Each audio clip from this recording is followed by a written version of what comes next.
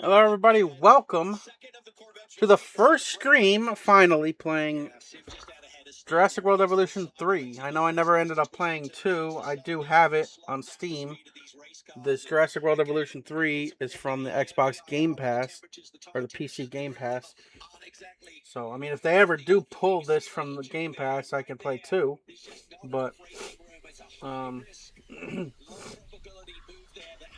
see, I played 1 and it was good, so I can't, and then I skipped 2. So, oh no. Oh no, it's not getting this. Oh, that was cool. I might have to restart the game just so I could, that'd be a good way to start it. Let me close it. Well, let me make sure it's going first.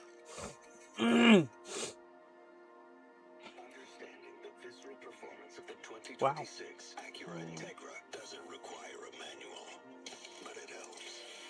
Okay. Close it and reopen it. That was a cool little beginning. The T-Rex and a little baby T-Rex. Hopefully it does it again. I don't think it was just a one-time thing. Visit your local Acura dealer for attractive offers on a new vehicle.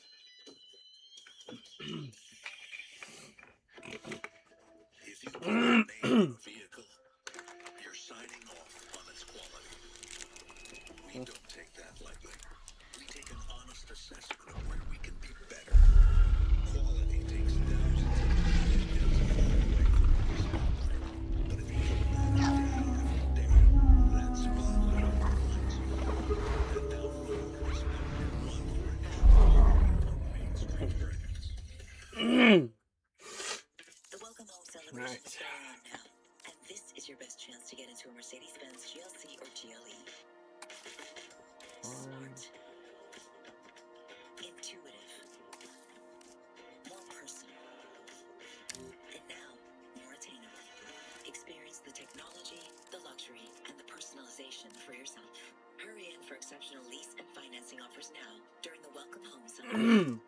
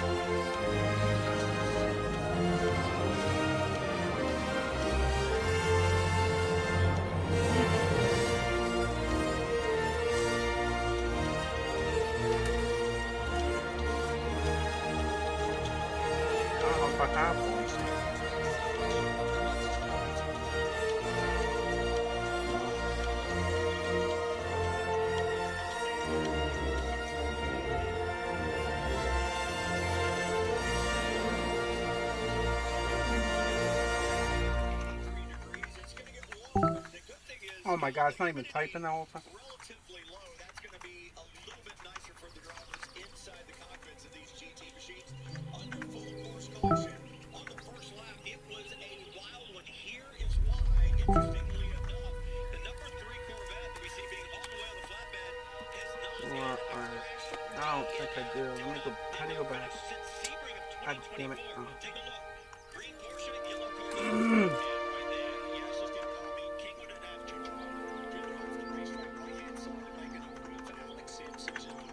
Unfortunately, he comes a crop ahead. We called on him once upon a time with Jack Hawksworth. You see the Mustang in front of him, Billy Hammond on the Sims going for that massive Oh my god. That really kind of puts all of the emphasis now on the number 4 car that had a really solid start to this race. Didn't get the initial jump, but One had uppercut the letter, run through one turn 2. lumber. I got all of that. Second position as we now run around Oh my behind the goodness. safety car here. This is the car that was in the walls a little bit here earlier. Valentine Hasek-Klo was really getting aggressive here through those opening corners, Brian. Oh no. On board, this is turn 3, and that is the championship leader, BMW. Well, smack him moving out of the way a little bit. Certainly looked at the aggressiveness of the Cobalt. Also, every piece of carbon fiber you see come off the car. Dude, fuck off. So it's like I got everything you're asking for. Password is not strong enough. A password should include one uppercase letter. It does. One number. It does. Be at least 6 characters long. It does. And should not be easy to guess. Well, how the fuck do you know it's easy to guess? What? That doesn't make any sense. Ay, ay, ay. Oh.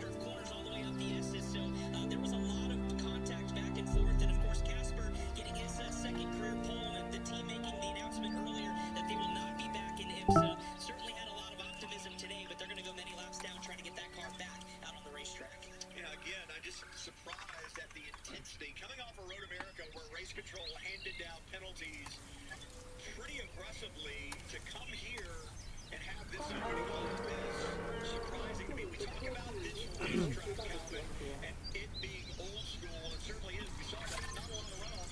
Take us around on our Ford Racing Track Tour. Talk about the nuances of this facility. It has such premium facility. It does. It's just a beautiful motorsport resort located just outside Danville, Virginia. It's also circuit built. It's like mods or something like people. Superchallenging corners over 3.27 miles. 30 feet of elevation change. Beautiful flow and rhythm as you see already today. Puts huge amounts on the Michelin tires here. There is so much combined load throughout the majority of the circuit, Brian. You're very rarely braking in a straight line. It starts with a flying run over that start-finish line. Top speed is achieved 2 times here. Once that into turn 1. Find overtaking opportunity. You're touching about 165 miles. I believe the speed is 55. Oak Tree corner, turn 12. Critical corner. You need good traction off here to launch down Madison Avenue. And again, you're going to approach about 165 here in this GT3 machine before the roller coaster ride. Tricky brakes up there. You're bleeding to the left. You then back down the hill. It's like a slalom skier trying to hit the gates and hit the apexes. Then you finish off in turn 17, also known as Hot Pin Corner. Very tricky, kind of blind there for a moment and kind of off camber. Very easy to drop a wheel here as you finish off a lap here at VIR. Ford Racing Track Tour gives you a great look at the challenges, the nuances of Virginia International Raceway. As you said, opened in 1957, now one of the preeminent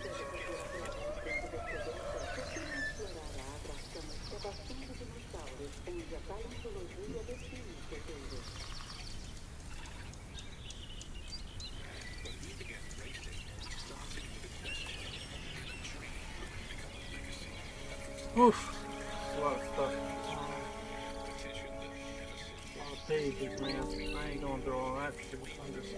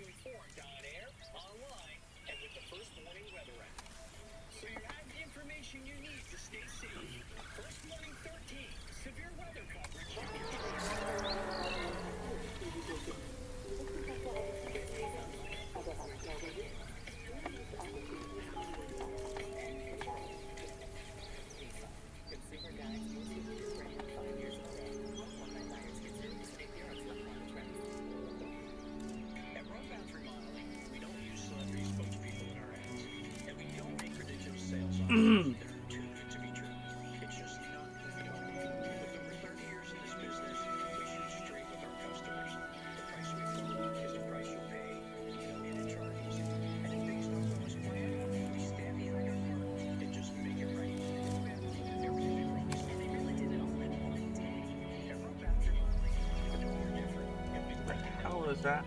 I don't know what the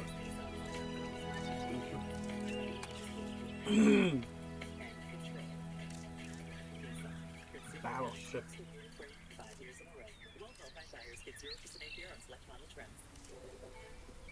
News Channel 13, your capital region's most watched news station.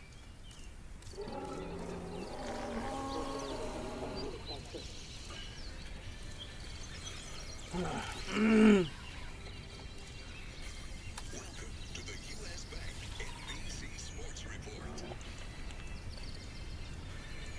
Beautiful afternoon at Virginia International Raceway. Sports Car Championship Genetic power, the most awesome force that the planet has ever seen. With it, we diverted the very course of natural history. We took something so far away in time and put it on display for the world to see, for better or worse. Sometimes, though, it really was a compelling vision of coexistence, precious, brief glimpses of peace. Emphasis on brief. But when nature seemed to offer a correction, many people saw only a tragedy.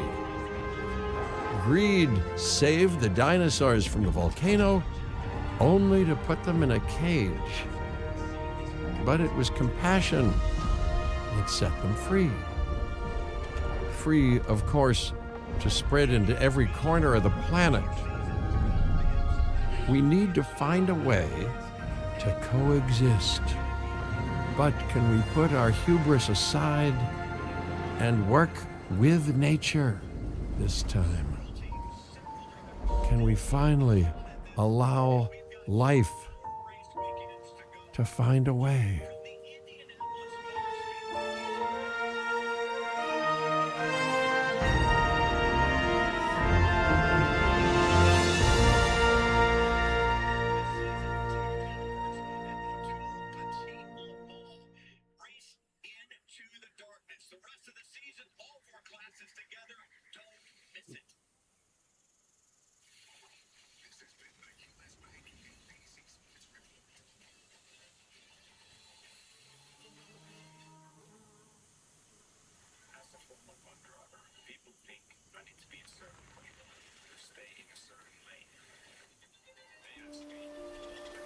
If there's one thing that the history of evolution has taught us, it's that life will not be contained.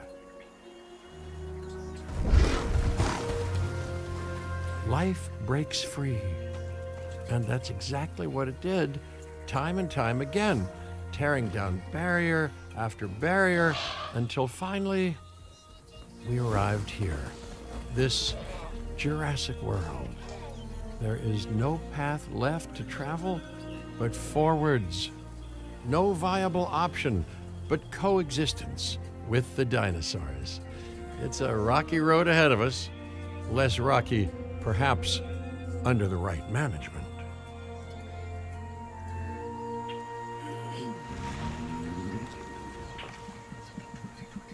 Welcome, welcome. I am, of course, Cabot Finch, managing director of this new enterprise and the owner of this lovely patch of Badlands. Go on, take a look around. Breathe in the, fresh air. Decidedly less fresh around the herbivore enclosure. Hey, tell me, what are you calling this again? Is it done? Dim? DIN, the Dinosaur Integration Network. I am Kira Chang. A pleasure to meet you. We intend to help dinosaurs and humans coexist globally, and I am here to find clients who share that goal.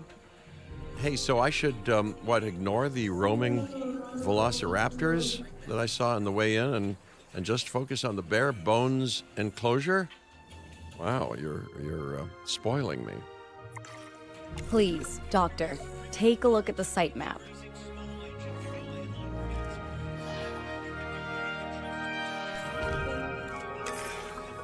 Oh yes, plenty of time, sure. Until, of course, we don't. All right. Let's get this showcase underway. To kick things off, some rescues will be arriving here any time now. Let's use a delivery zone to transport them all in one trip. It saves time and, even better, a boatload of chopper fuel.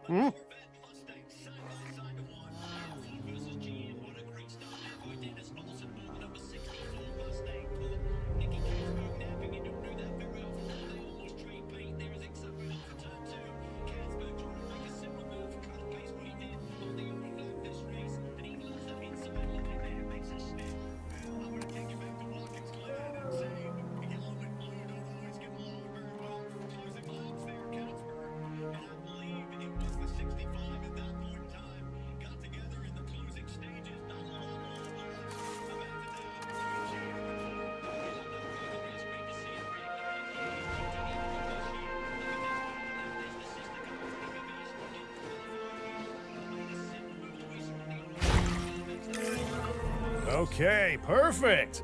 When the chopper gets here, direct them to that delivery zone.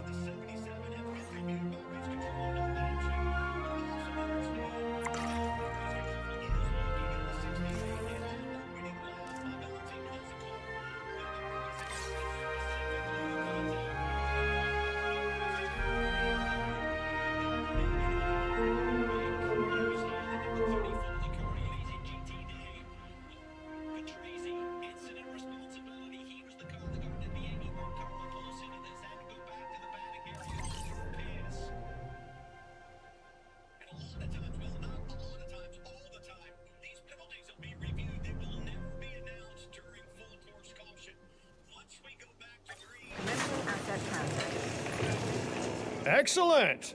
The Loki Ceratops are on their way. And the pilot said there's something special about the group, so, consider my interest piqued. Ah, our other important guest has arrived. Dr. Dua, welcome to Montana. And thank you for inviting me. Your goal to help dinosaurs thrive has certainly caught the conservation sector's attention. I truly hope you can succeed. Ha! So do I. So do I.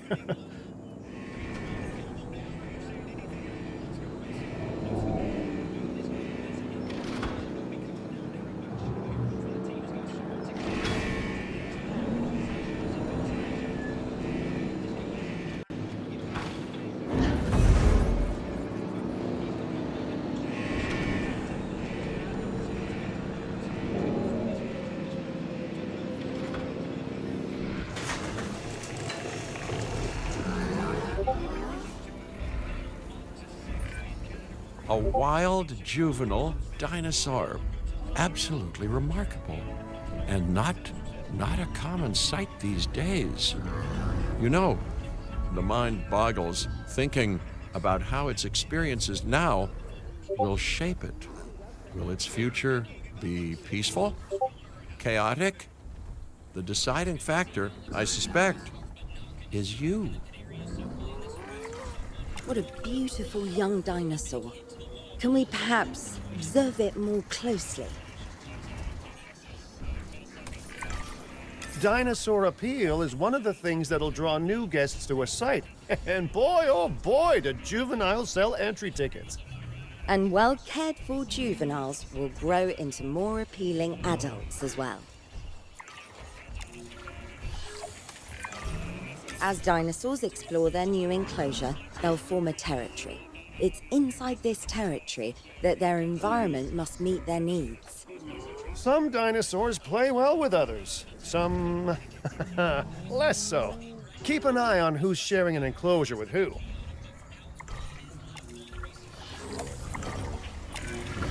I must say, that enclosure is a far cry from the environment these animals evolved for. All part of the demonstration, I assure you. We have a suite of environmental tools to help make this enclosure more appropriate, which is, of course, our next priority.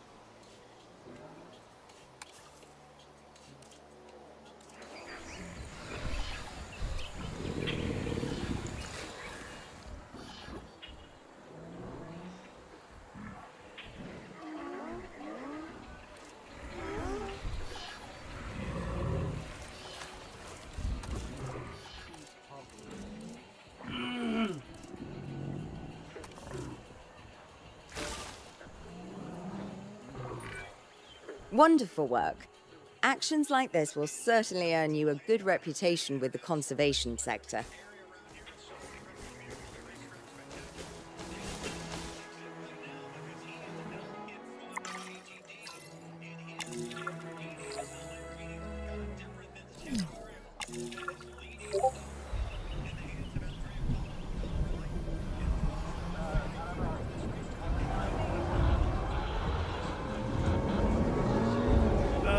Not to alarm you all, but is that A sandstorm, and it came out of nowhere.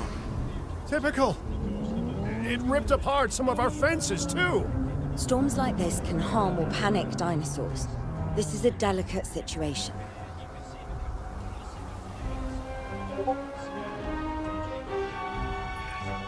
Right. A spooked giant is a big threat to our guests. The priority needs to be tranquilizing it with the capture team chopper. We can repair the enclosure later.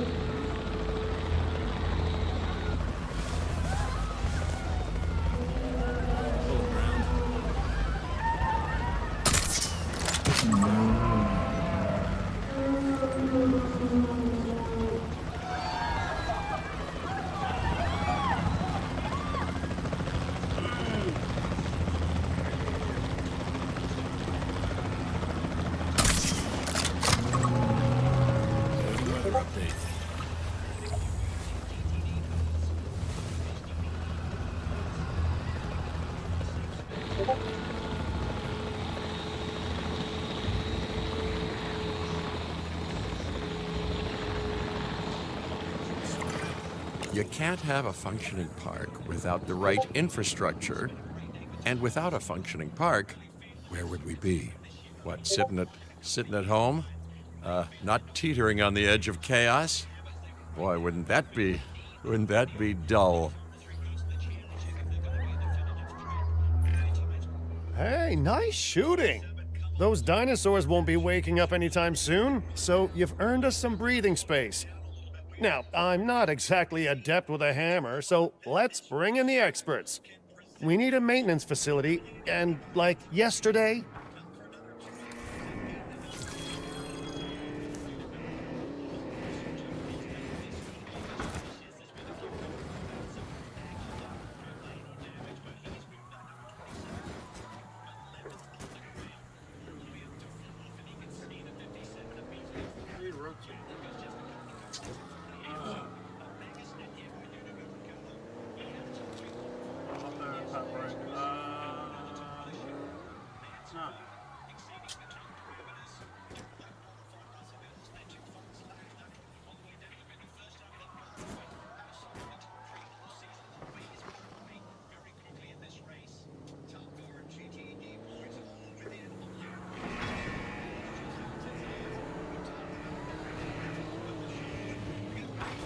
Oh, I got a place. Oh. I was gonna if I could place it where I want.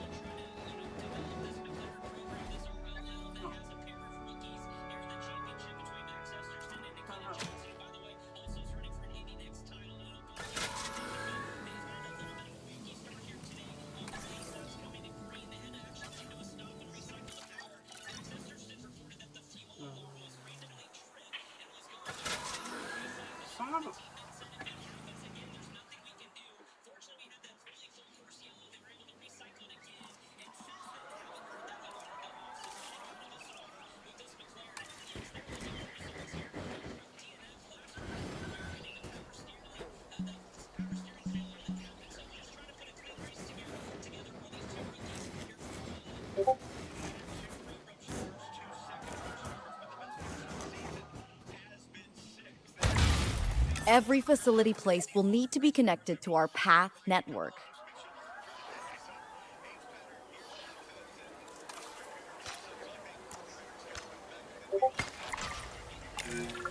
Now get out there and repair everything you can.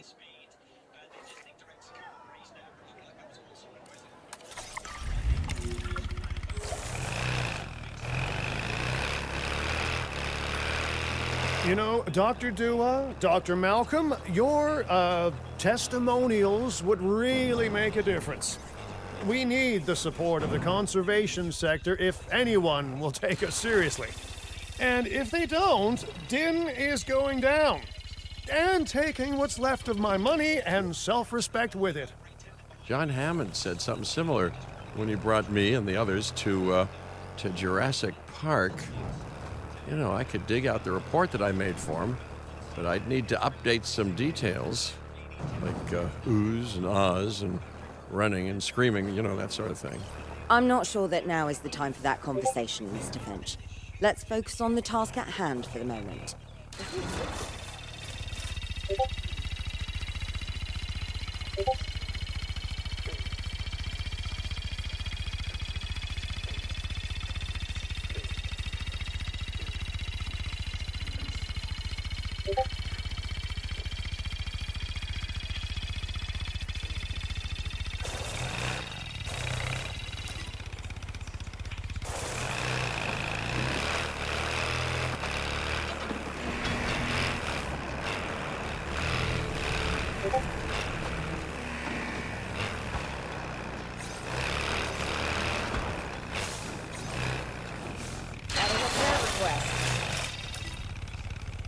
What is that person doing in there?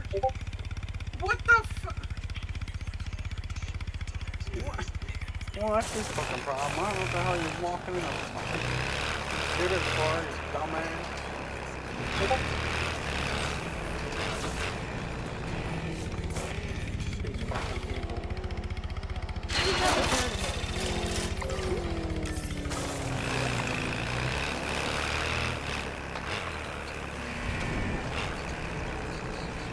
I have control. A thorough and efficient batch of repairs. Impressive work. Now that the enclosure is fixed up, we're safe to transport the dinosaurs back into it. When transporting a dinosaur, first choose the animal you want to move and then pick where to send it. Heading to collect the asset. That storm could have torn the park apart or hurt the dinosaurs. We got lucky, but luck tends to run out eventually. No need to worry. I suggested we prepare for such a thing weeks ago. And we did prepare, didn't we, Mr. Finch? Well, you know, the to-do list was pretty long. And how was I to know we'd be hit by a... Look, let's not point fingers, especially at me.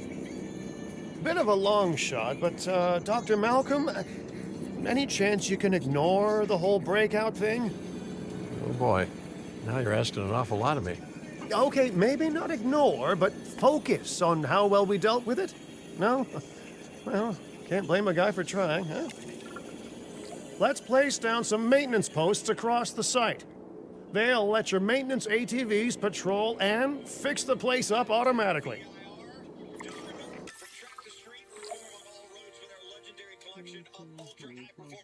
Visit www.michelinman.com to learn more. Climbing S's are absolutely thrilling. And then down a couple of gears for that left-hand man. Then you come up to one of the slopes. Delivery complete. You want your maintenance posts to cover all buildings and power generators that might need repairing, refueling, or resupplying. Those posts also have a wider range to them, and any fences that break in that range will automatically get repaired.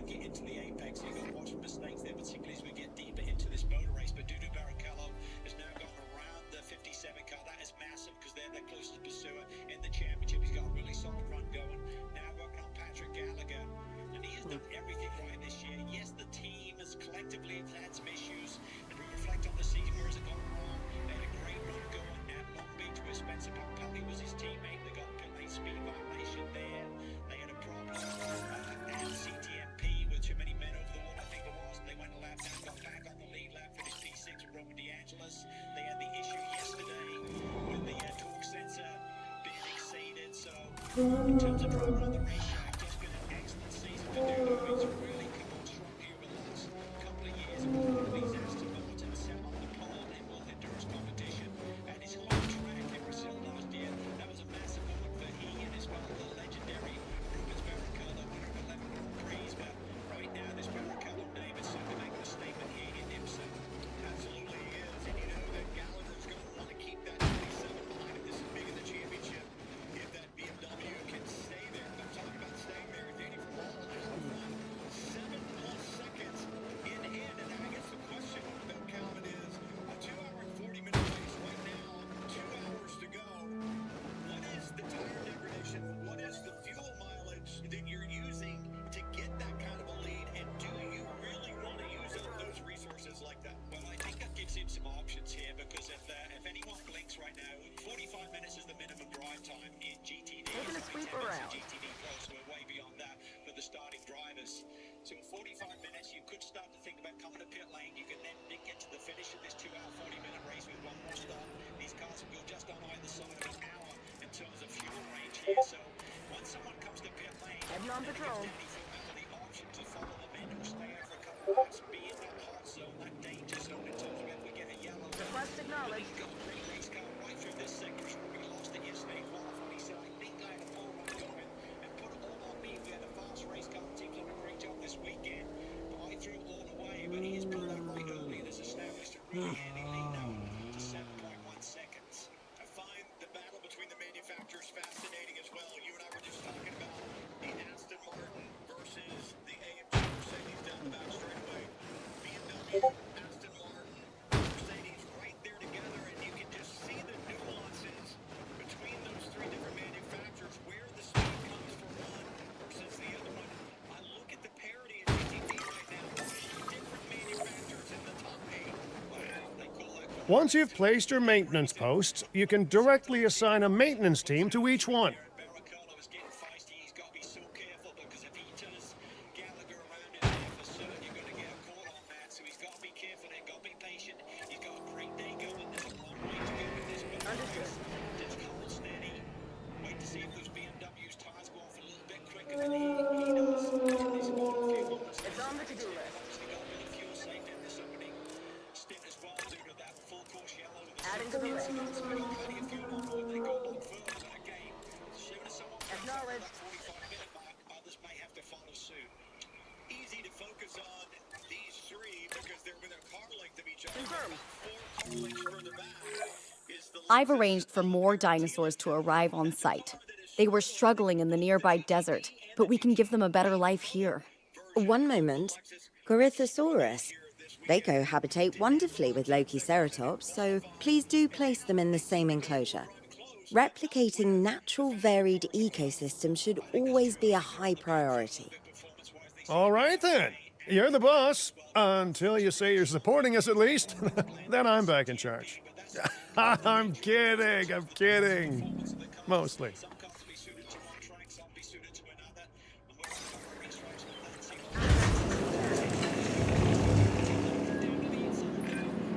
that. This place is shaping up faster than I expected. The benefit of hiring the right park manager, eh? I mean, just take a step back and look at what you've done already. This site is our very own window into prehistoric Montana. Diplodocus? Check. Lokiceratops? Check. Corythosaurus? Well, here we go.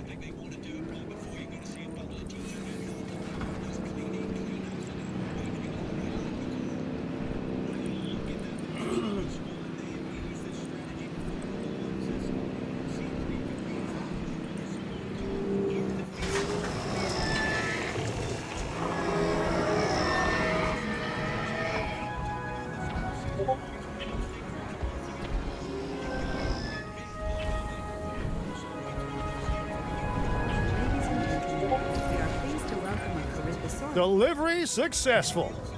Now, we better make sure those dinosaurs are loving their new home. I mean, I'm sure they are, but I pride myself on being a good host. Or at least a passable one. They could certainly be more comfortable here. Balancing comfort between multiple species can be a challenge, but one worth overcoming.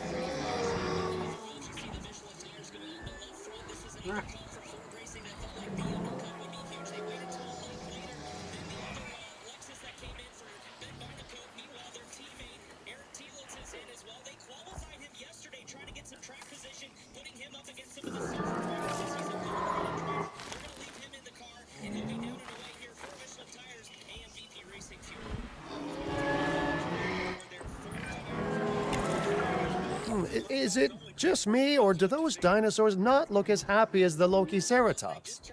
Like many species, they need males in their herd to truly thrive.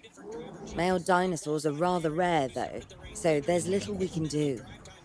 Perhaps Din isn't a good fit for the conservation sector. Your work is inspiring, but the dinosaurs need something extraordinary if they're to get a foothold in the wild. You know, the dinosaurs aren't adapting fast enough to reproduce on their own. The course of natural history is trying to reassert itself, and you simply cannot fight nature. But we could work with it. I know of a research station developing not only male dinosaur synthesis, but sustainable breeding programs too. If it will earn your support, I suggest that we all head there immediately. Just to check, we're, coming back here, right? Oh, we must. If that research succeeds, we have to return to reintroduce male dinosaurs to these herds. All right, my bags are packed, so let's go.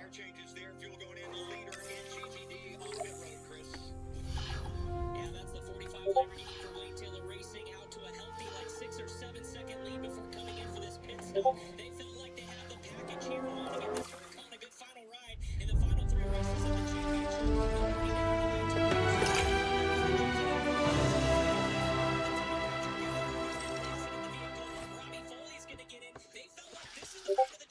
Now that they had a buffer on 4th place, that they can really turn the book up. Boy, that early strategy call was good as they're all down and away. Great shot from the WeatherTech over the wall cam off one of those bumps. Got to hand it to those camera guys that are down there in the thick of it, bringing us those great shots. And we see these pit stops going on, and really the first domino fell, and you really kind of have to answer, do you, Tom? You do. I mean, GTD throws a different situation, but in GTD, the minimum drive time is 45 minutes.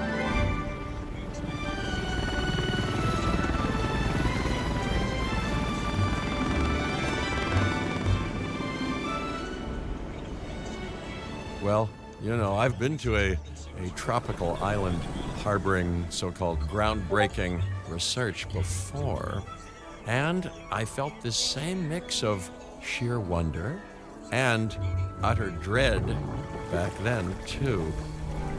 I'm more optimistic about what I'll find this time around, but still, if I may, a word of advice: build more places to hide than you think you need.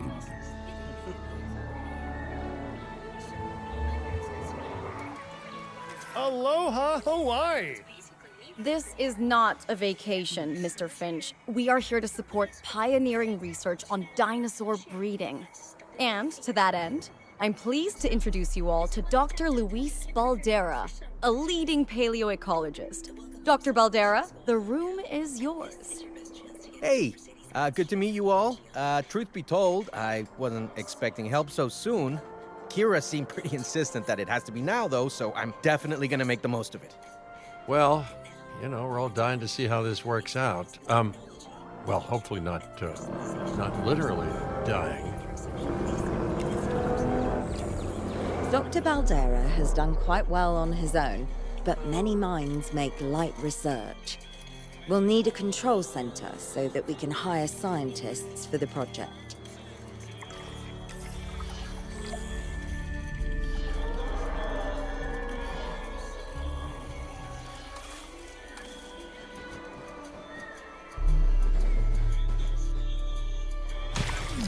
We should hook that building up to the path network, too.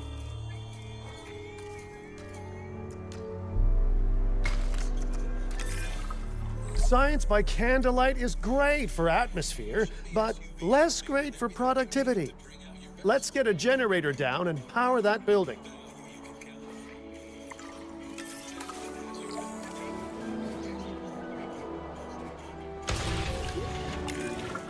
Scientists have a variety of skills, but researching male synthesis will require experience in genetics. Please hire whomever you think can do the job.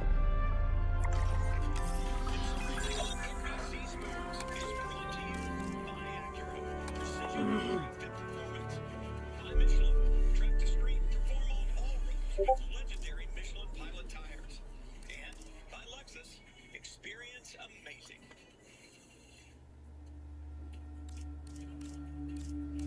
That's a great racing action and also some pit stops. During the break, you'll go down to the DXDT camp where Robbie Wickens climbing aboard the number 36 with the help of his driver helper, carries it to the car, places it in. If you're not familiar with Robert Wickens, an IndyCar career cut short when he was on a trajectory that was going to make him an IndyCar star. Huge crash at Pocono, and now paralyzed from the waist down. That has not slowed him down. It took him a couple of years to recover, but now back in the car, a champion in Michelin Pilot Challenge. With his ability to not only adapt to the controls, Calvin, but help Bosch design the hand controls that have allowed him to get back to motorsport at one of the highest levels. Yeah, he's not just out there running. He is competing for victories. He sat the car on the pole at Long Beach earlier this year. He's got tremendous speed. He's got such a dynamic personality, perseverance, out of control to come back from those horrendous injuries and still be so competitive. That's the genetic skill requirements sorted. Scientists aren't free, so let's not hire more than we need for now, huh? It really was a clean stint for Andrea, who climbs out of the race car. Sandy Mitchell picked up his first career IMSA WeatherTech win. Back at Road America, will climb in for this stint. A routine pit stop here with 4 Michelin tires and EP Racing fuel. And remember, this was the first call for the Timber. Okay, first off, we're gonna need a science center. See, while parthenogenesis is a thing, that's reproduction without a mate, dinosaur breeding typically requires a pair. Male dinosaurs are uncommon in the wild, but we can create our own with a bit of clever research. That's where the Science Center comes in. It's like 100 laps at Watkins Glen. It's brutal. It is warm today. 88 degrees, 111 on the track. 47-minute stint. Is that going to be a long time, or could we potentially see a second driver change for some of these guys as you look at a problem from 66, that love run Michelin? Yeah, this was on his out laps. It was just one lap on board this first set of tires for Corey Lewis. They've done the driver change. Jake Walker, by the way, did a tremendous job coming tight with that leading back there. And to an extent, I think that's been the driver's seat for that young man. Attention all science personnel. Please report to the newly opened Science Center. Resources, and they had a big thing going. That's come on Luke here a little bit. With that unfortunate unscheduled pit stop to replace that left front. Well, it wasn't just that, but then there was a penalty on that stop as well. It kind of caught everybody off guard, and there was a tire that was left unattended in pit lane, so a penalty with that. But back underway, we were talking about an hour and 47 minutes. Could we see some of these some of these teams do a second driver change, go back to that number 1 driver for a final stint? I think so. I think particularly if there's a big enough delta between the two drivers to do that, there's plenty of time on the board to get it done. Chris on pit lane, on the slot here. Dr. Baldera, do you truly believe that this breeding program will work? I'm pretty sure it will. Dinosaurs breeding in the wild is rare, but I've observed common needs and behaviors. That's what we're building from. Next steps. Right. We need to gather some genetic material if we're going to actually synthesize a male. But finding an appropriate dig site will take a head for logistics that I definitely don't have. Let's hire some practical thinkers. Now let's research a dig site with plenty of Maiasaura fossils. Wonderful. There's surely no better choice to pioneer this research than a species whose name means good mother lizard. Well, sure. What better reason to bring a breathing, thinking being into a strange new world than a lovely, apt name? We'll need an expedition center to act as a base of operations for the dig. Let's construct one immediately.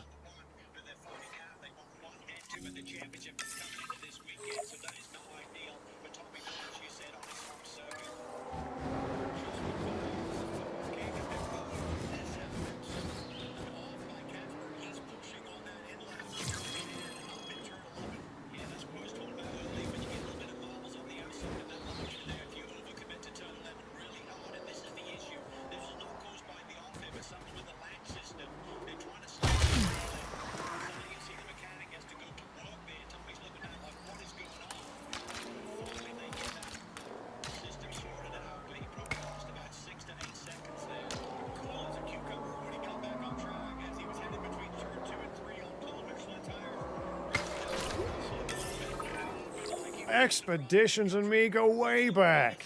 They're a crucial part of any site like this one, after all. See, we send teams out to dig sites where they collect fossils.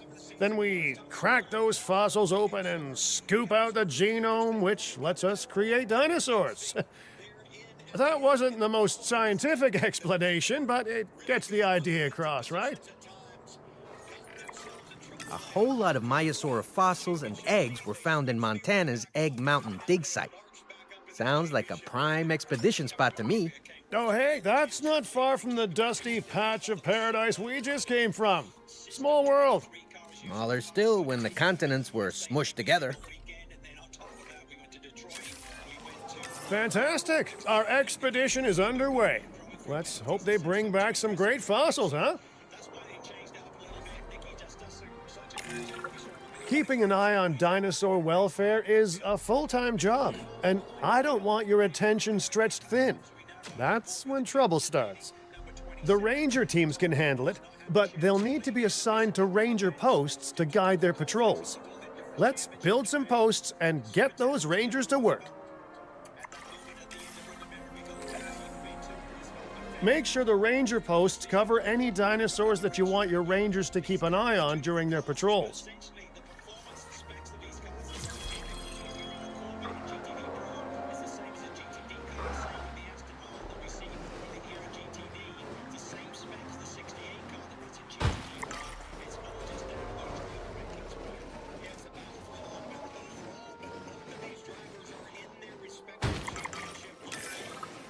Looking good. Now just assign ranger teams to those posts and you're set.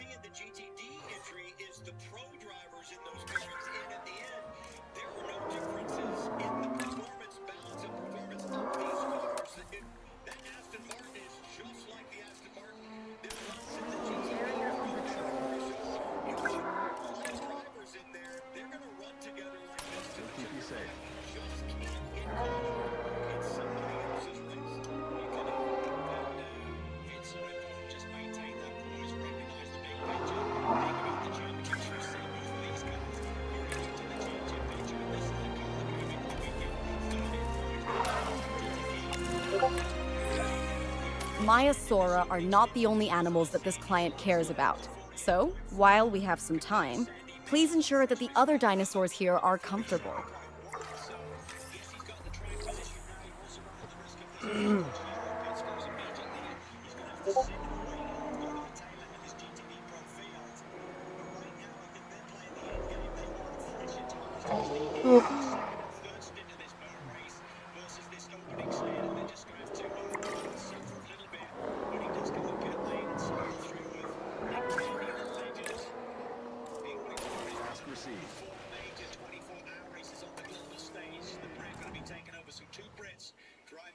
Racing this year, the 77. I think you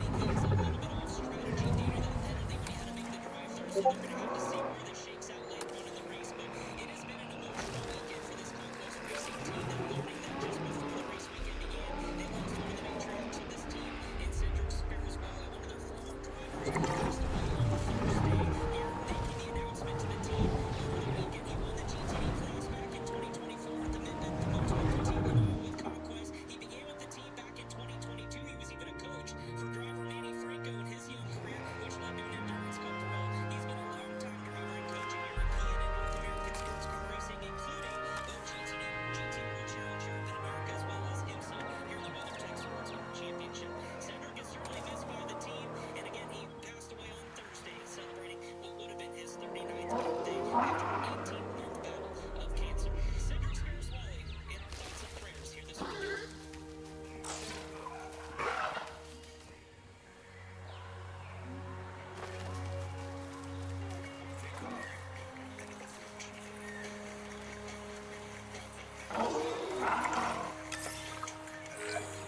No one's gonna want to visit these sites if they can't see the dinosaurs. Look, this isn't my area of expertise, but the math is simple enough. Impressive prehistoric animals plus well-placed viewing galleries equals more guests. Take those guests and subtract their spending money, and that equals a very happy Cabot Finch, huh? How's that for showing you're working out? The point is, always make sure an enclosure has good dinosaur visibility if we're to make this a sustainable endeavor. A well-positioned viewing building is worth its weight in, well, concrete and reinforced glass.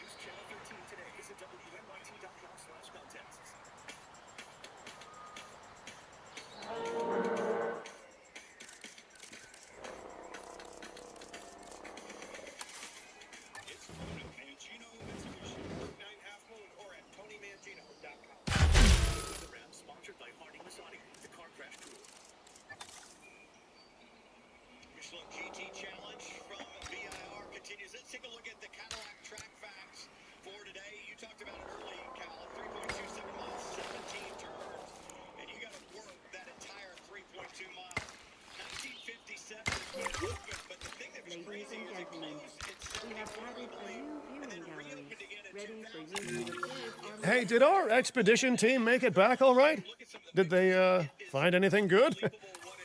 Use the Science Center to extract genetic information from the fossils they bring back.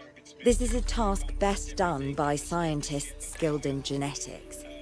And anything not rich in genetic information could still make us rich in petty cash. So don't be shy about selling things either.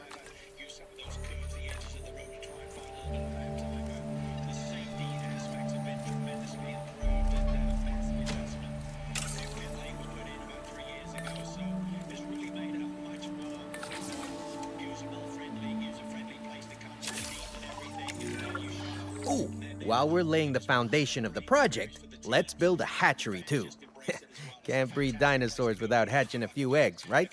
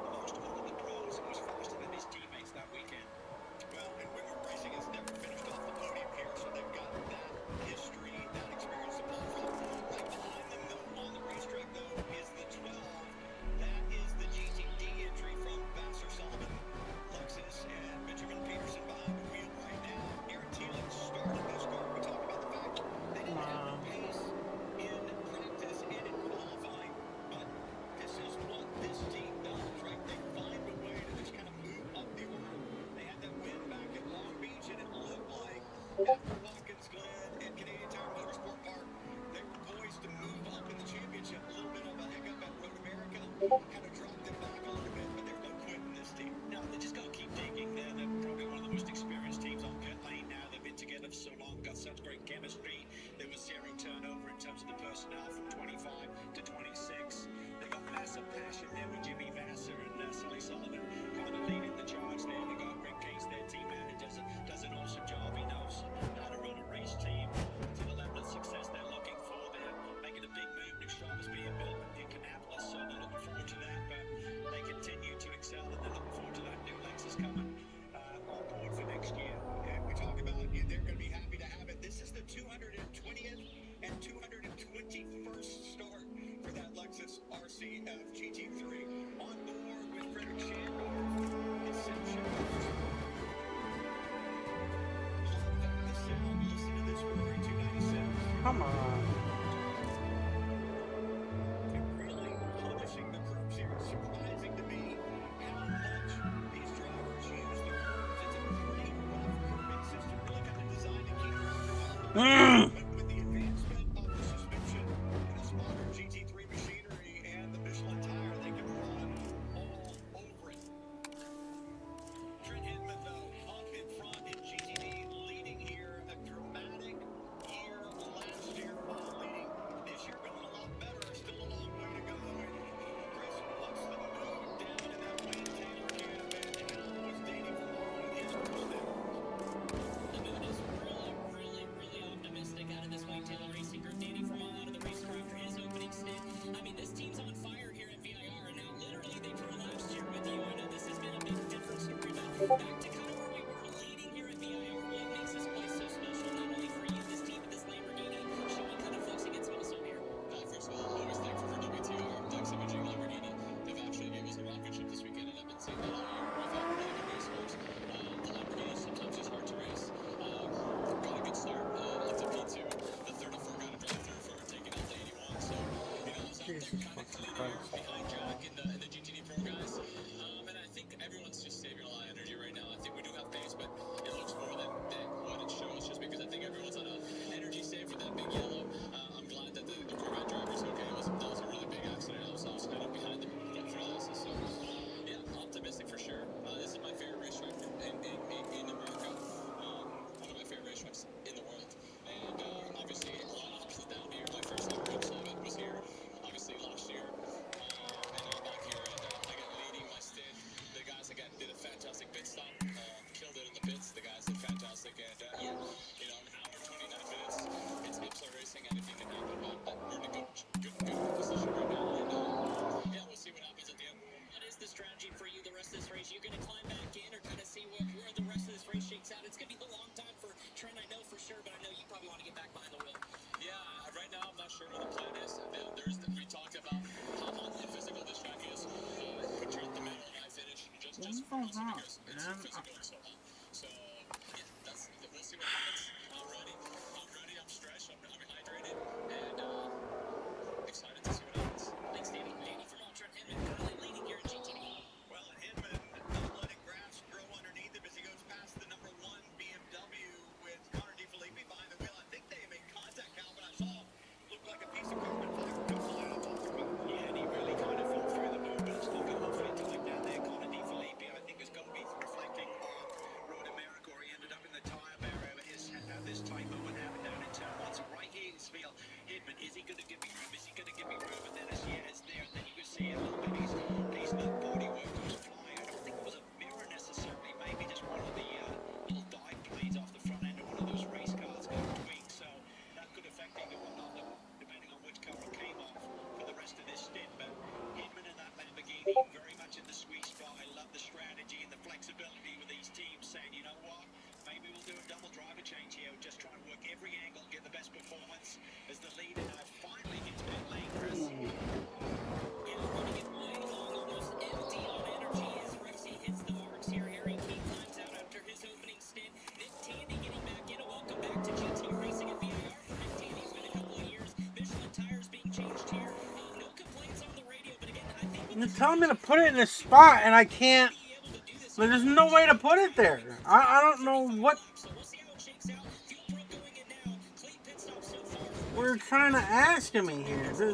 It does not fit here. So good. We'll see where the long ends up here with Roxy and the Rockies getting damage though. But of course, that's VAR.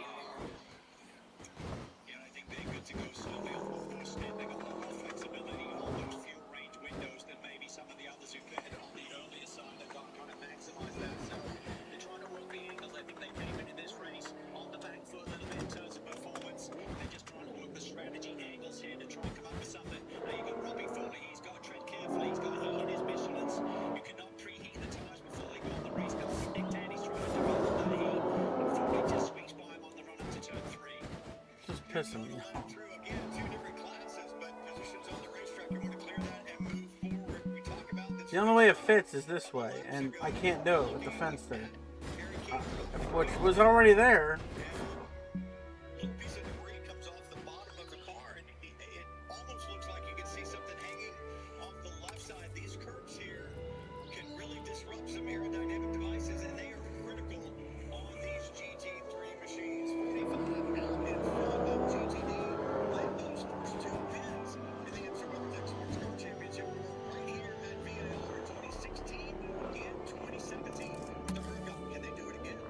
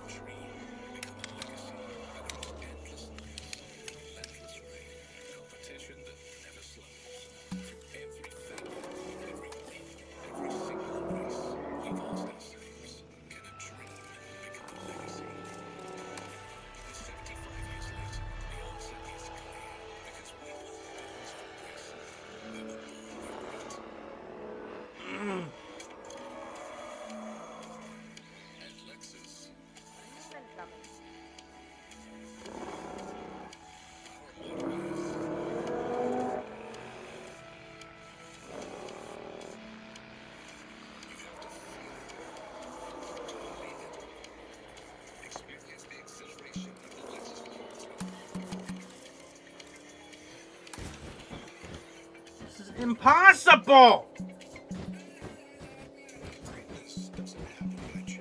Jesus Christ! What? Okay. I give up. So stupid.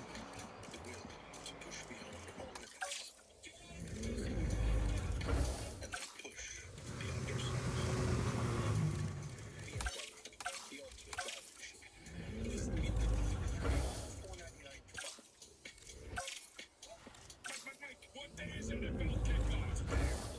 Thanks, Chris. I'm asking Mike.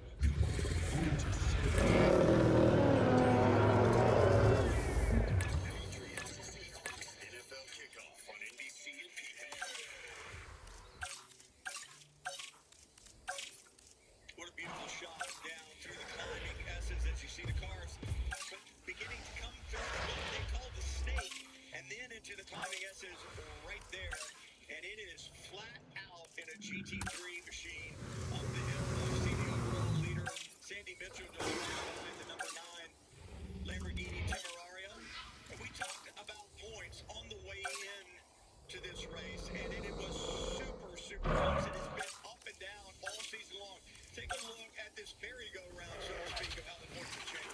Yeah, Di Filippi, Verhagen, Latons, that gave them the point lead early, and then suddenly Kasberg and Milner got to the lead. Then we got to Detroit, Martinsville, watched the four car. 2 penalties, dropped them down the order. They had to rebound, they changed their strategy, started finishing races with Milner, but watch that car at the bottom of the pile there, Barnacle and Portsmouth. They suddenly went on a charge there with a couple of big victories, gets them back in the championship game. And there you see it as the standings entering this weekend. But things have changed a little bit. This is the car. Do they have a shot at the championship? They made up 50 points at a racetrack, that victory at Road America. They came in here 150 back. Now they're just 46 points out the lead. What a turnaround for this year. True new Brembo breakdown. Road America gave them immediate results and a win. In the poll here yesterday, they seem to have a really sharp Temporio underneath them right now. And we talked about this team, and I was like, I'm not sure, Calvin. And now we sit here with it out in front. And after the qualifying points, they accumulated as well, being shown as they run. And we've got halfway mark, but only 46 points out. That is impressive. And the speed of this car is impressive too. Colorado laid down a fast lap early in the race, about 3 or 4 tenths of the competition. So they got the track position, they got the pace, and this could be 2 on the bounce, get them right into the talk of championships. So right now, Lamborghini up front, about 64, marker behind the wheel of that Mustang, beginning to try to charge, seeing if they can close down. Good run, and Ford, with the Evo or Evolution package that they were allowed to put on this car for the year, has found some additional speed there. You look at your Ford Racing Team profile, Dennis Olsen, Ben Barker, and there's some serious challenges in that. Yeah, they switched the lineups about 24 months ago, and they brought in some fresh blood that are starting to reap dividends. They got that big win of the Rolex back in 2006. They just said rather do it. Now that you can exert more control over embryonic hormones, it's time to synthesize your first male Maiasaura. Just think, generations of dinosaurs engineered to be female, and now we're purposefully unshackling them.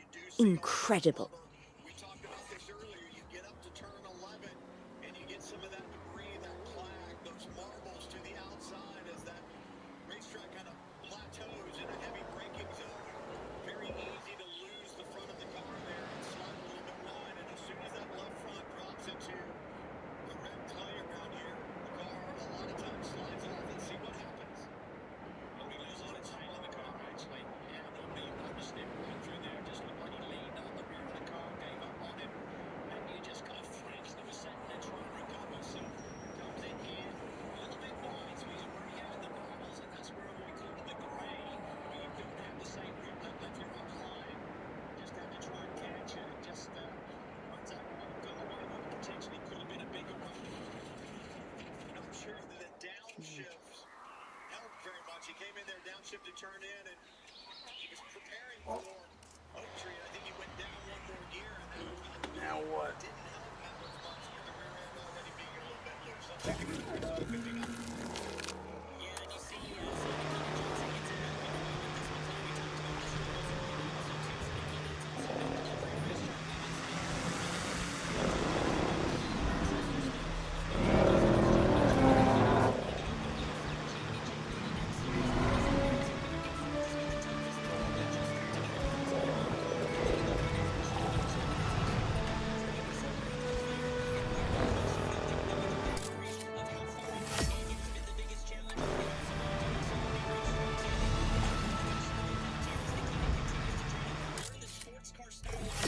With this McLaren and RLL team, he's done a great job.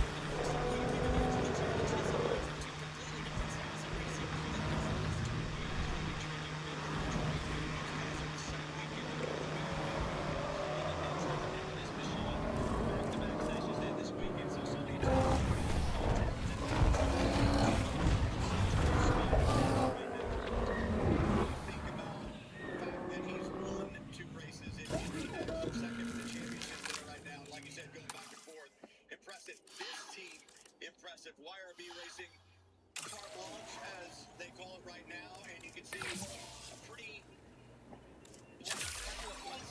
canvas there on the side of that car. If I may, I can only hope that all the consequences of this are being considered. I know they're not, of course, but, you know, I do love to hope. We are considering every outcome in this research. Your concern is understandable, but unfounded. Unfounded? Geez, what a thing to say. My concern has a rock-solid foundation of experience. You know, I've seen profits put before science. I've seen rapid progress and the excitement around that eclipse any caution. So, not unfounded. Yes, I misspoke. Your experience is evident, but we are not Biosyn, Doctor. We are not InGen. Try to see this work with fresh eyes, optimistic eyes. Well, I'm very optimistic, so let's keep on going.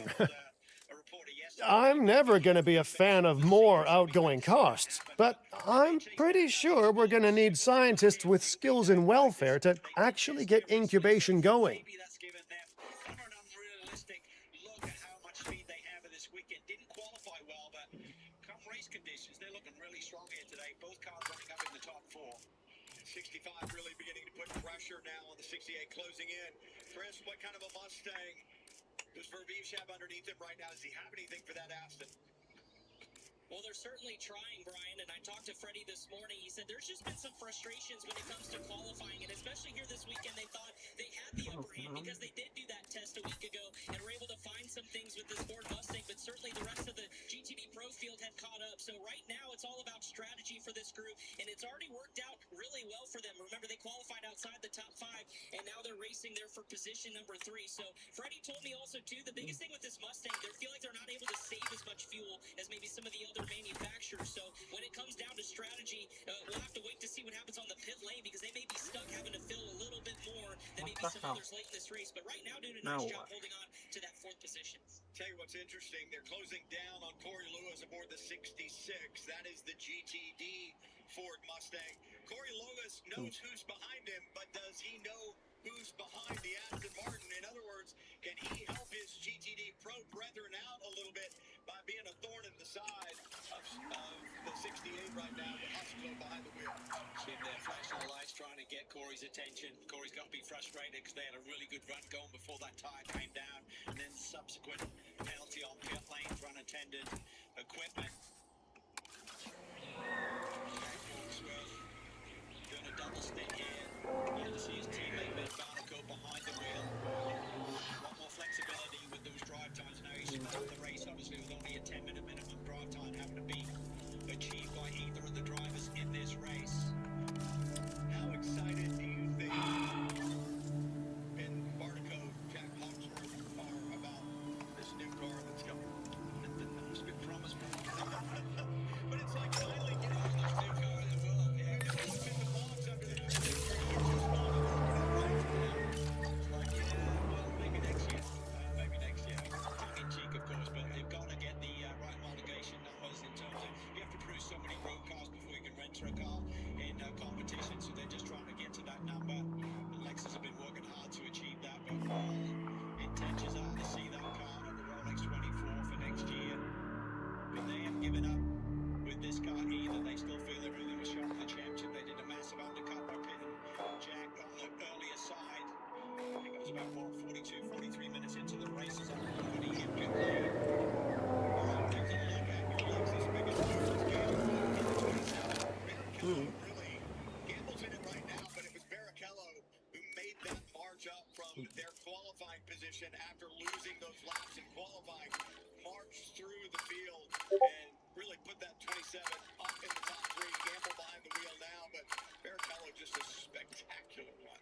Yeah, it really was. Just really tremendous poise and discipline to carve his way through the field. Admittedly, you're not the slowest drivers in GTD, and typically the air-rated drivers, I would say, with Gamble and Barrichello. Barrichello's the silver-rated driver, but he's at a pro racing level in terms of his speed, so it's a great option to have there. Certainly he's able to come through that field very effectively. The Aston Martin just seems strong. They've got great pace here in the GTD machine. The 68 car, we're talking about the speed they're having right now, running up in P3 in GTD Pro. So the Aston Martin seems to be in a really good place right now, performing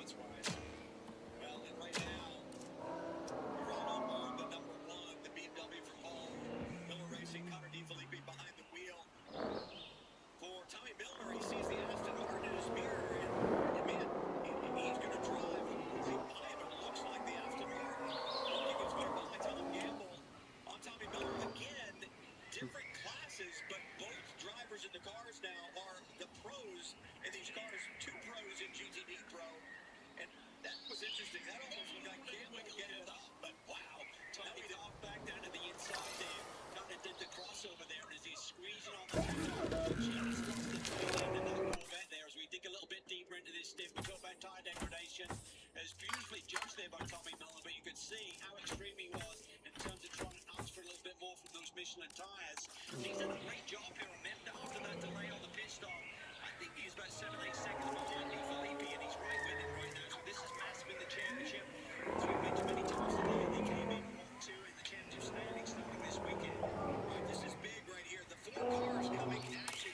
The 45, the black Lamborghini, that's him in the leading gamble race to get past the number 4 and the number 1 to take the fight to Hinman out in front. But you look at it, Tommy Milner in that bright yellow Corvette wants the BMW in front because that is for the championship lead in GTD Pro. Milner needs to get time to close down that championship. So Milner doesn't want to let the Aston Martin by, even though it's in a different class. And the Aston Martin wants both of those GTD Pro cars in front of him to try to get to the Lamborghini. This is what multi-class racing in the Instant WeatherTech Sports Car Championship is about. Yeah, and that one spot is going to be 20 points. You get a little bit deeper in the top 10. There's only 10-point deltas between positions. So as they run around here in 6th and 7th position, it would only be a 10-point swing. But you're taking 10 away from one car and adding 10 to yours, so there's a 20-point swing. And that would make it awfully tight. There's still over an hour to go in this race. I see some swings and roundabouts before we're finished here today. What Tom Gamble and that Aston Martin has been on at 4.6 seconds behind the leader in GTD when he took over. Now only 1.6 seconds back, but he's got GTD Pro cars to work his way through. Virginia International Raceway and the Instant WeatherTech Sports Car Championship. Put those two together, they never disappoint.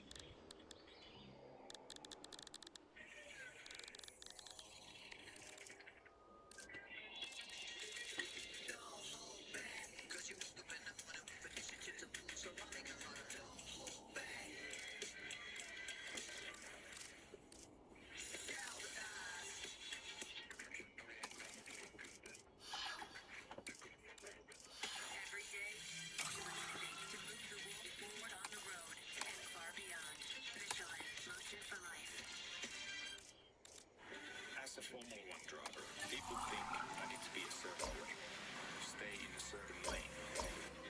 They ask me one day, are you crazy? Yes. Because I'll do what I want. And in my optic, you can't corner me. Because I'll turn, and I'll turn again. Just for fun.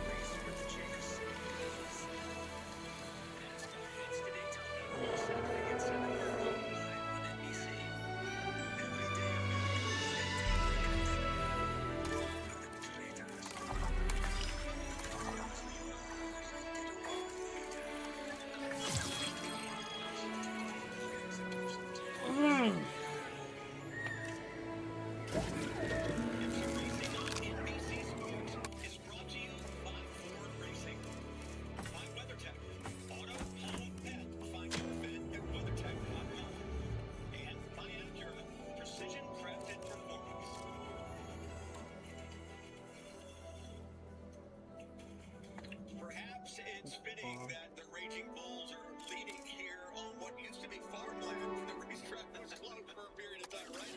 Sandy Mitchell on the number one, and the Fab Lamborghini Temerario out in front of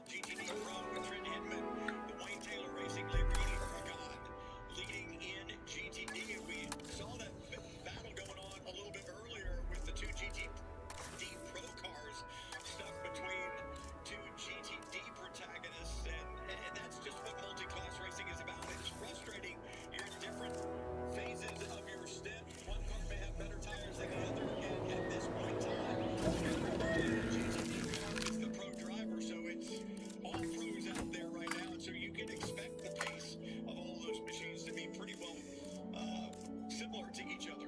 Yeah, absolutely, and I think it's a great point on the tires. We're seeing a lot of the GTD Pro cars with maybe slightly fresher tires. You see that right here. There's a 14-lap difference between when Nick Tandy got his Michelin's on versus Robbie Foley. So earlier in the day, Racing went down to turn and said, "Can you let him go?" And I think the resulting conversation was absolutely not with him.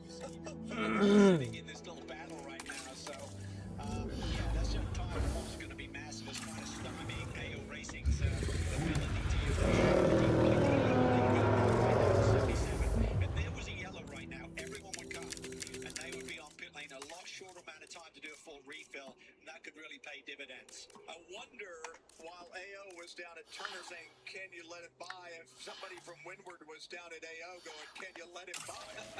Right? I mean, and there's a difference between can you and will you. Right now, Robbie Foley doing his job to keep that Porsche there. What are they saying from the Turner camp? Yeah, it's a GTD sandwich here with that pro car right in the middle. Patrick Gallagher climbed out after his opening sit, put the car fifth on the grid here today. Watching Robbie, who's won here a couple of times, how are things shaking out for you, especially how big was the start of that race, getting up to second there early? Yeah, it was pretty wild. We have a fast local Molly Belhaven investment BMW. The Turner Motorsport guys and girls are getting ready to make a pit stop. They've been doing a good job out there. The start was wild, and the 27 and 57 seemed to maybe have a little pace on us. 27 drove through the field. It's quite hard to pass here, so they're really fast. I don't know if I have anything for them. Obviously, we're not really racing the 45ers out front. It's on the 12, the 27, the 57, so we'll see. We'll see. We'll have a good day here, and hopefully maybe the racing gods will smile down on us. Robbie's got the 27 out the windshield as well. We're talking about the championship climb now as they run second currently to that 27. How much are you guys turning up the aggression, turning up the wick a little bit here in the final stretch run to put yourself in position come Road Atlanta? Yeah, certainly we'd like to be in the mix going into Road Atlanta. That's kind of the whole name of the game here, and at the next race in Indianapolis. So we want to be there at the end. You got to be there to win it. We have a little bit of a blue collar approach here, finishing in the top 5 and just grinding our way to good days. So no bad days, and we'll keep swinging. I'm pretty sure you're happy to see that Rexy car sitting right there holding off the Windward car, huh? Think it can do a little longer. Yeah, we hope so. I mean, we'll see what happens here. Robbie's doing a great job. Just thankful to have the opportunity, and thankful to Liquid Moly, Belhaven, Will Turner, all the guys and girls that work on this team, and yeah, just happy. All right, it's Patrick Gallagher done after his opening stint. Robbie Foley continuing hold on that third position. Just grinding it out. A graduate of Ohio State, and perhaps a little Woody Hayes football strategy of just keep it on the ground and grind it out and grind everybody else down a little bit. Foley out in front right now, but tell you what, it's interesting. I was wondering, Philip Ellis is not a wallflower by any stretch of the imagination. Is he on some type of a fuel strategy right now, or is he won by that 77? I think he wants by. He wants to get by Foley. Obviously, the 27's having a big day, so they both sit about 8-9 seconds back of Gamble. I mean, certainly the Lamborghinis in both forms with the Temerario and the Huracan that Hinman has got behind the wheel of right now. Seem very strong, tough to beat in both classes, but yeah, big picture of the championship. Ellis want to eat into the 27 lead, not lose points for just 2 rounds at the end of this day. Corvette versus Lexus in GTD down on the run to turn 1. This is the battle for 6th on the racetrack right now. Mitchell Peterson has it aboard the 12 from Vassar Sullivan. And the main Robert Wickens right there. A little bit of a bumper, front bumper to rear bumper, loosens him up a little bit. Looked like he was going to sneak by, but Peterson now back out front. Over and under, Wickens tries again, and blocked by Peterson. Yeah, just great race growth there by Robert Wiggins trying to work through the angles here through this tight twisty section, but Madison is hanging on nicely, but you can see his Lexus is moving around on him. They'll be getting pretty close to maybe making the call to get to pit lane. They just get inside the window. We could stop right now and make it to the finish. Just a sniff of fuel save. We're hearing numbers from like 58 to 63 minutes. Green flag running here. Haven't seen too many cautions, of course, on the day other than that big one for Alexander Sims' massive crash at the opening lap of this motor race. So you can't count on yellows around here. Just got to make sure you're within your numbers, but I would say within a lap or two, we could start to see some dominoes fall.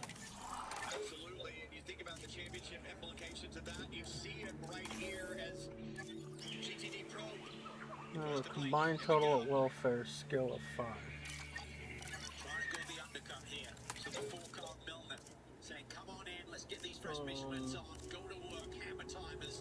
They used to call it for the one with Lewis Hamilton. When you get that fresh rubber on, you got to make it count. Chris is waiting for them. Yeah, Calvin, and that tire deck really starting to hit the Corvettes. They were reported just sliding through some of the corners. So Tommy brings it to the attention of the crew, and we'll see what these fresh Michelins can do as far as the timing here. Again, back at his home racetrack, would love to get a win here and climb back in and really put pressure on the championship leading Formula Racing BMW. Working on all four Michelins. You see they'll change opposite corners, get some of the grass off the grill, and they'll send him on his way. But a good stop here for Tommy, just making sure they get all the energy aboard that car. Saw the undercut work in Michelin Pilot Challenge. Will it work here in WeatherTech? And we're talking about the time that you can run and how much fuel you have to save. Just a little over an hour left, an hour and 1 as Lexus on pit lane. And this is that strategy to put Aaron Telitz, who qualified the car, back in for the remaining hour and 1 minute or so left on the timing clock. So Benjamin Peterson did his minimum drive time. He was in. They were filling it up with VP Racing fuel. And again, this is what James Sullivan, the co-owner of this team, said we have to do things a little bit different. So they're going to go for the early and try the undercut here, as this kind of opened the floodgates a little bit with strategy. Some of our GTD cars, you see DXDT down on the bottom of your screen, also coming in for service. And now the GTD Pro leaders on their way. Here's Sandy Mitchell coming to a stop in his pit box here for FAF Motorsports. A clean day for them after Andrea Caldarelli put it on pole. The Temerario singing nicely here at VIR. They do Michelin tires here, get a break nice and close, and we'll see what happens. They actually had a Okay, let's incubate those eggs. Gotta love the hatchery, right? Amazing building. Life literally develops inside it. Got by the 12 on those stops this year. So back out on the racetrack and good stop by the DXDT team.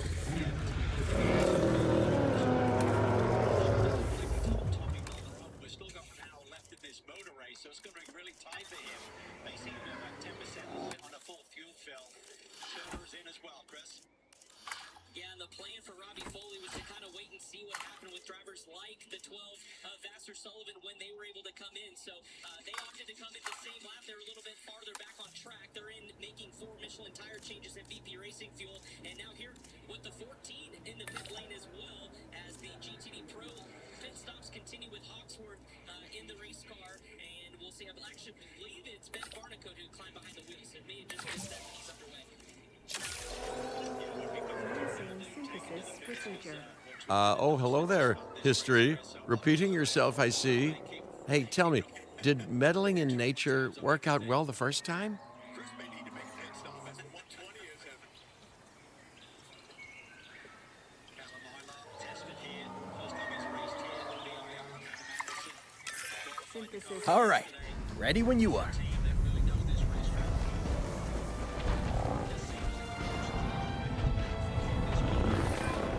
Dinosaur synthesis. It never gets any less magical, does it? Those are some beautiful animals. And note how the male and female Maiasaura have different patterning too. Dimorphism in prehistoric animals. And given how rare males are in the wild, I suspect we still have so much to discover. Yes, indeed. And this is just a start. So, let's get those Maiasaura comfortable. So another opportunity here for Ford to try to play the same strategy, maybe do things a little bit differently, but having to sit maybe a little extra time here to full of energy on the bottom of your screen. Things going according to plan. You're in for service as well, trying to continue.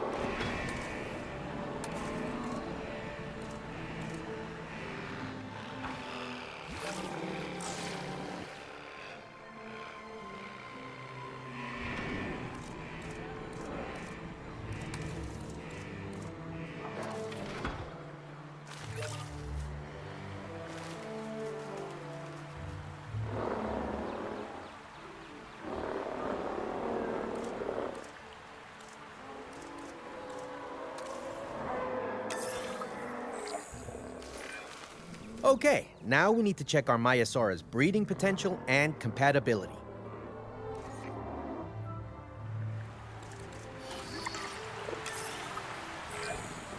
So I understand, you have ways of assessing their breeding capabilities, their fertility.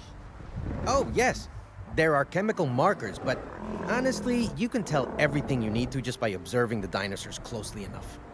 Interesting. Can you tell with humans too? I know you're in charge here, but do I actually have to answer that? No. No, you do not. Now, eventually you do plan to have breeding in your breeding program, right? Yes, we do. But dinosaurs need an appropriate nest first. Replicating the natural conditions these animals need is what sets this research apart. Aha! Artificially replicating nature. No doubt this will go completely according to plan, as it always does.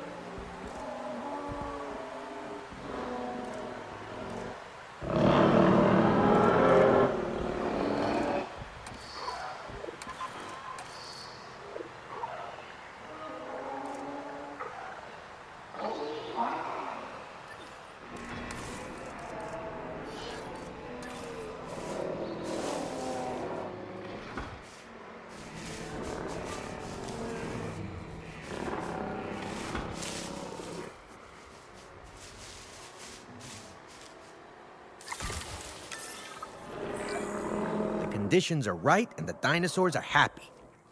Now all we can do is wait. Hey, hope I didn't miss the main attraction. Oh, no, hello. Are you with the Ding Group? Oh, no. Where are my manners? I'm Isaac Clement. Great to meet you. I do a lot of work with the entertainment sector, and they are very interested in this project of yours. Juveniles will meet huge crowds after all, so I have to see this for myself. But it's all good. I'll be patient. Hey, patience. That's a refreshing thing to see. You know, if only those folks that preceded you had waited longer and planned more, maybe decided not to play with the genetic foundations of life with all the grace of a kid baking a cake for the first time. And by that I mean, you got to admire their ambition, but my God, the mess. It worked. We got eggs. See, you take care of the dinosaurs and they do what comes naturally. I can't wait for what comes next. This seems like a good chance to talk about contracts. They're jobs you can pick up on the side to build your reputation with the industry sectors. And bring in a little extra cash while you're at it. Here, let's get you started with one now.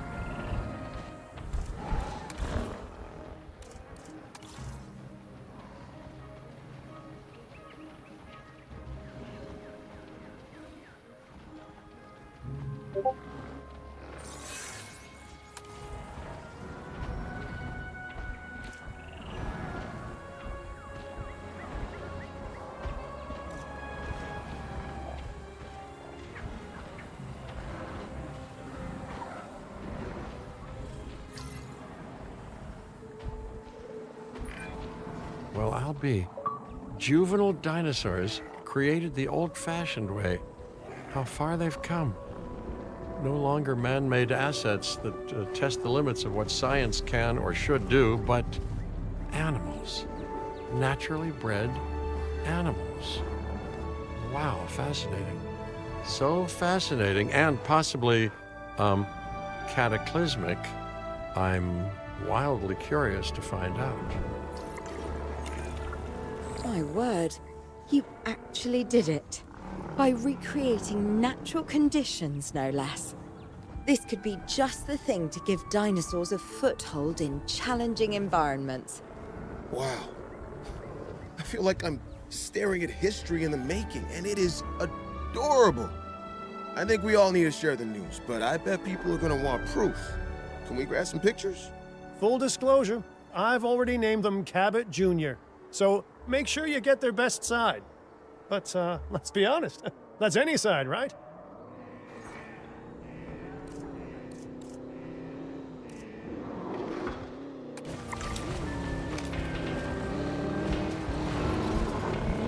Confirming asset.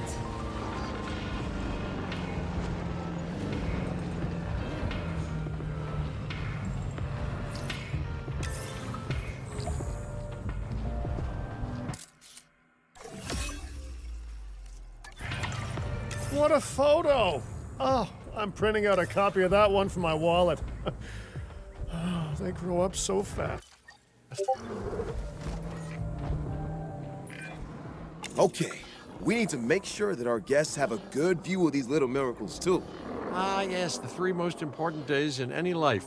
The day you're born, the day you die, and the day the viewing gallery opens.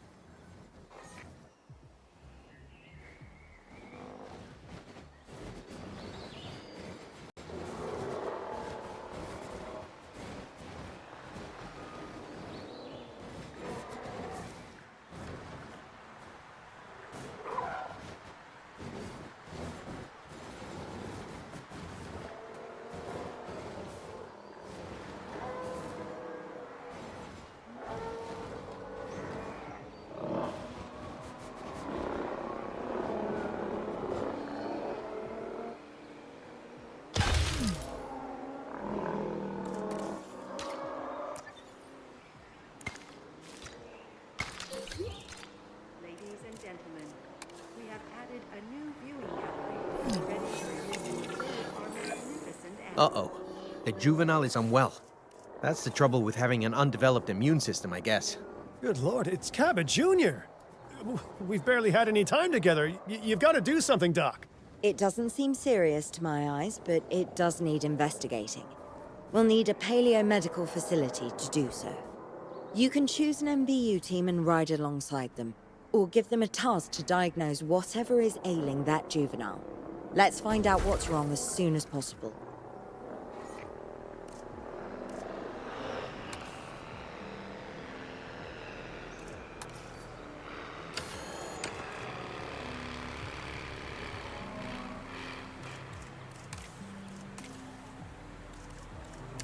Get the generator back up.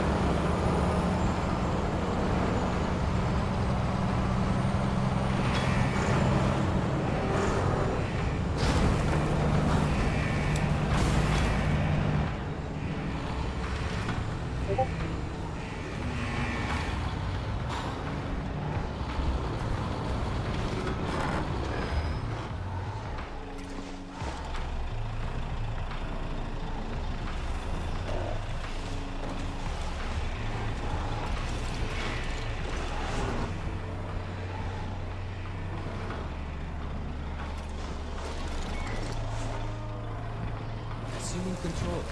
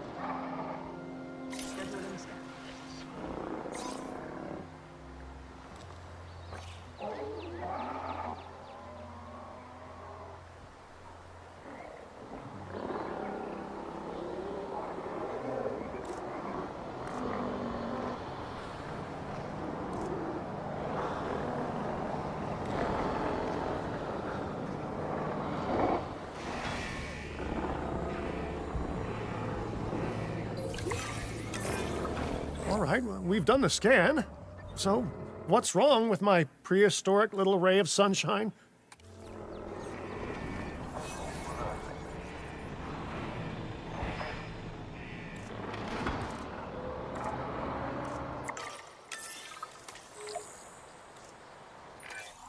As I suspected, not a pleasant illness, but not untreatable either.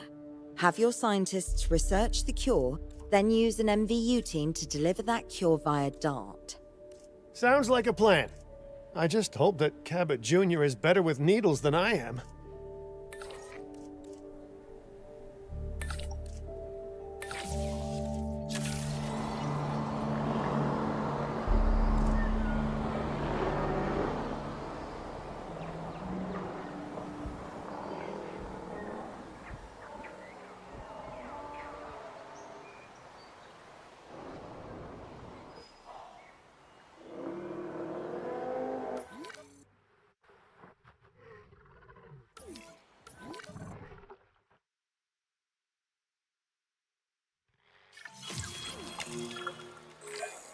Okay, great. That's the research complete. Now, let's get that dinosaur cured. Assign an MVU team to a nearby ranger post, STAT. Patrolling MVU teams will automatically scan and diagnose minor issues. Major issues? Well, those will call for a trip to a paleomedical facility.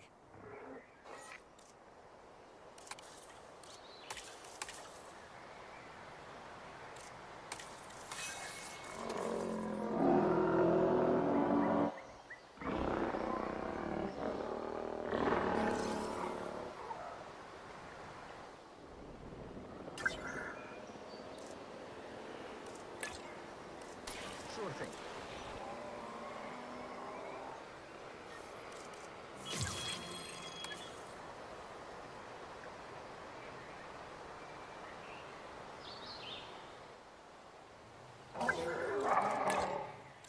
We'll get to that next.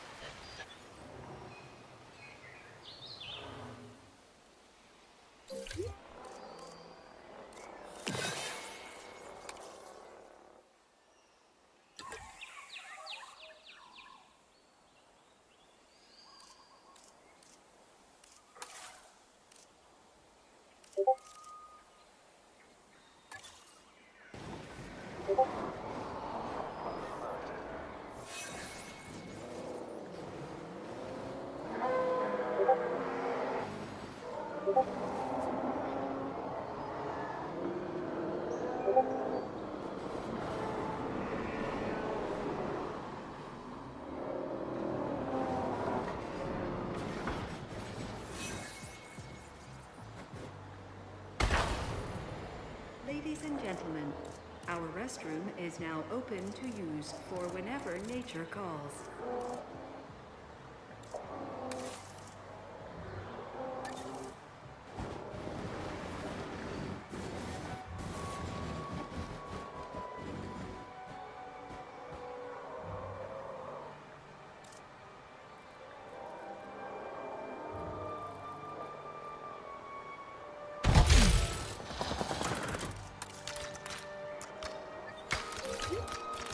Ladies and gentlemen, for your comfort, we've increased the hotel capacity of the park.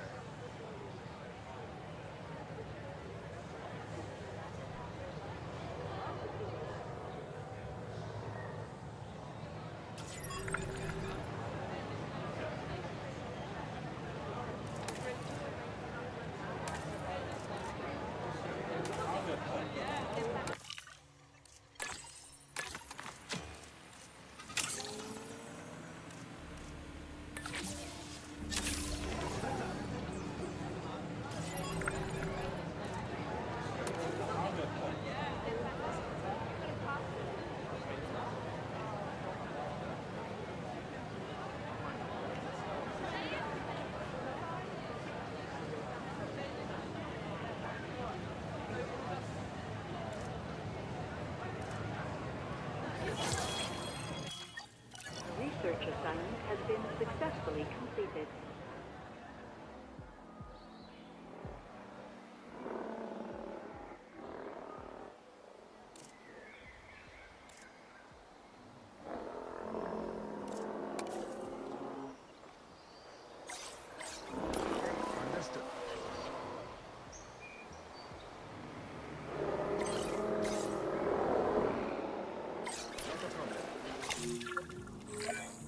You've done it!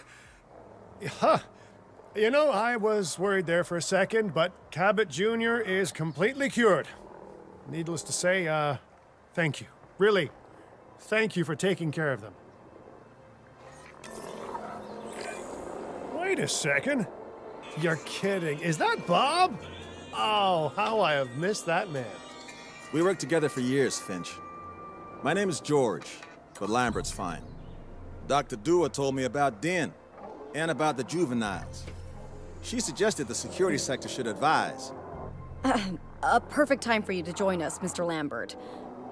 It seems that the situation at our Montana site has changed. The velociraptors are moving closer. Oh, the carnivores have noticed the human buffet that we've graciously set up for them. What a surprise. Yes, well, we need to return there immediately and handle the situation.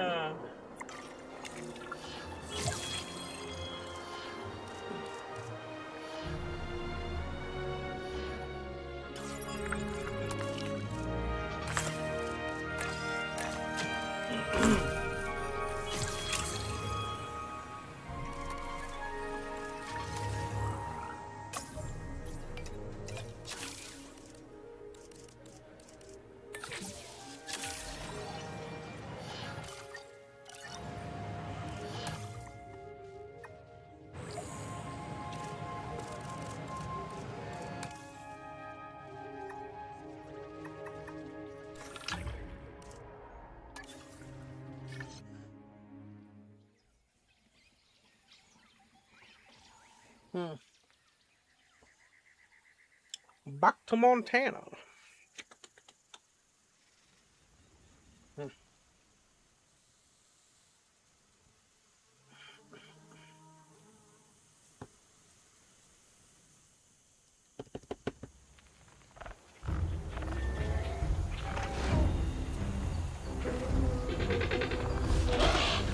Everyone, the velociraptors.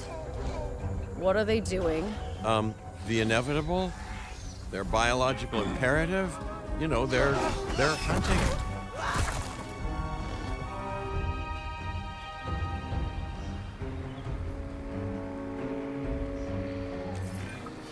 I alert people. Finch, it's time to prove that Den cares about security. Right, well, the guests and me need somewhere to hide. Build an emergency shelter.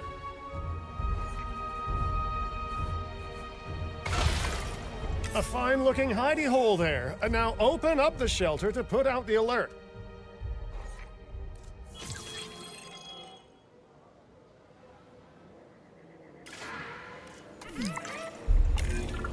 Raptors can be a tricky target on the best of days, so I suggest letting the pros do their thing. Give the capture team the task to tranquilize those dinosaurs and put a stop to the rampage.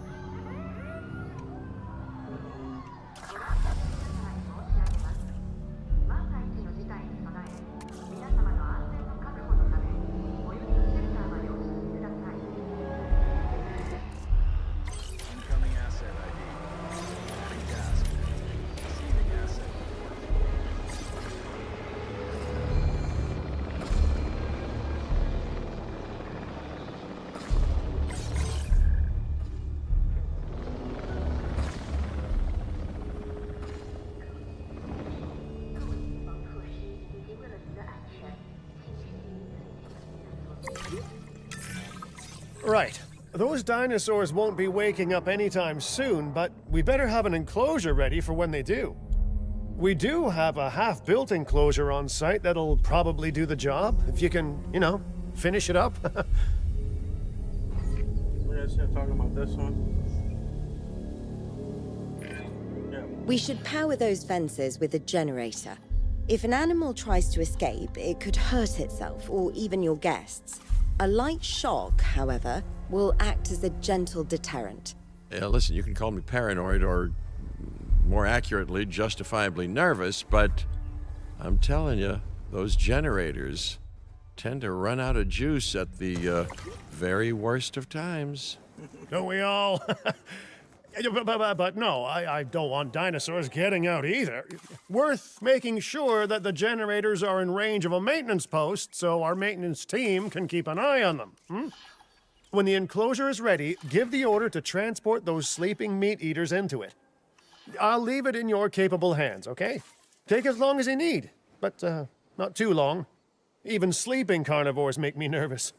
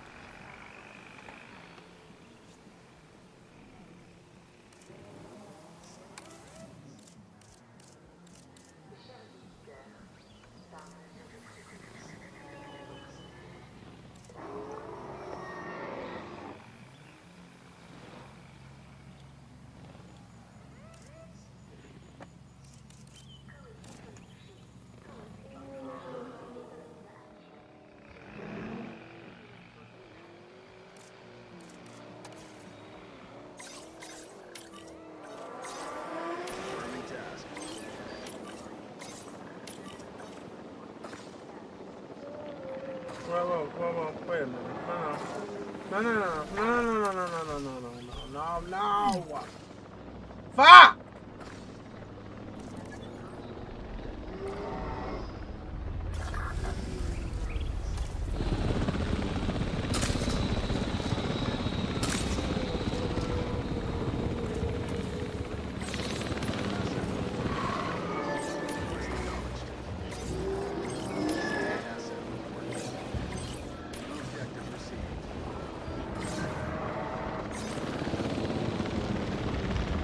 How do you...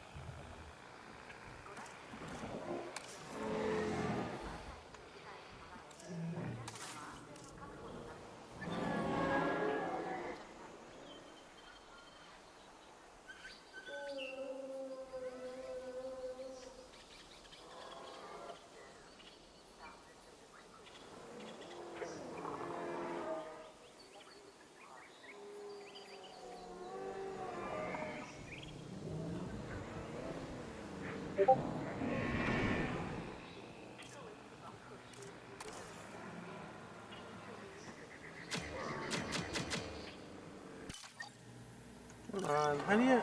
I already finished building this. What?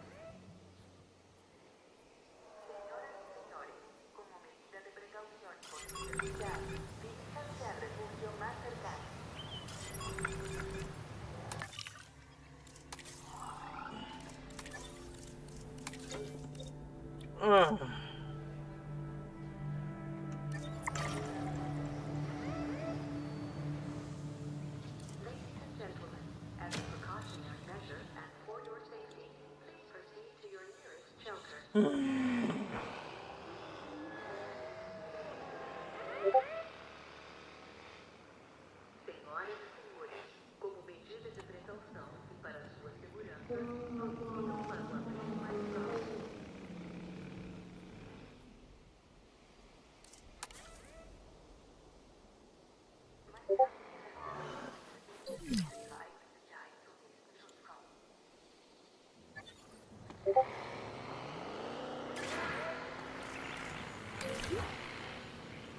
Ladies and gentlemen, we apologize for any inconvenience experienced during our recent handling of anomalous events.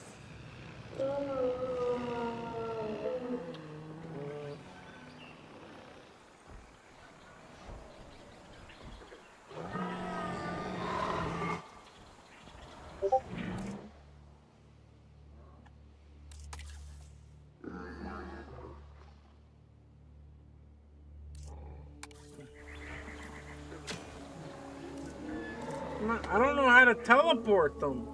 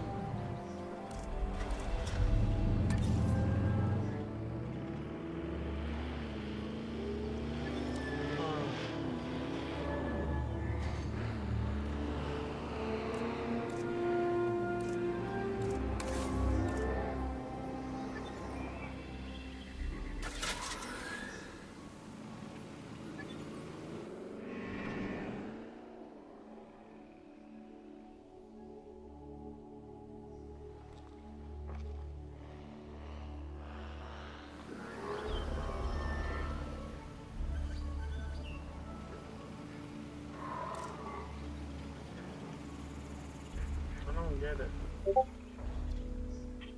I've already done that. I can't. Everything's enclosed. I already added I finished the building. Now I can't figure out how to transport the raptors into it. Like, all this thing does is awaken. I don't want to awaken them.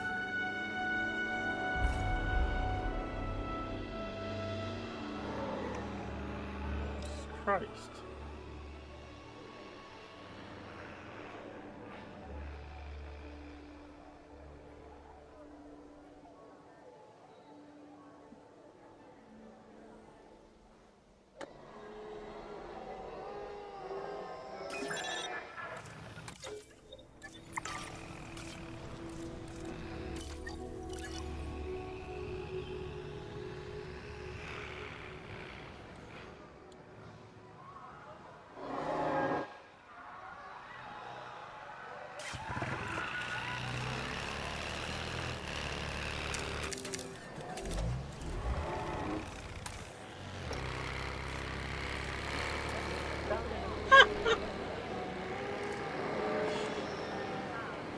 God, I'm driving aggressive.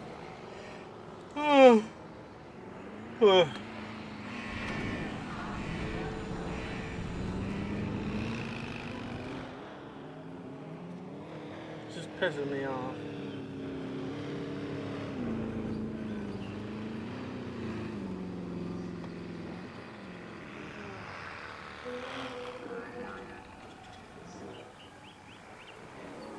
Refueling generator.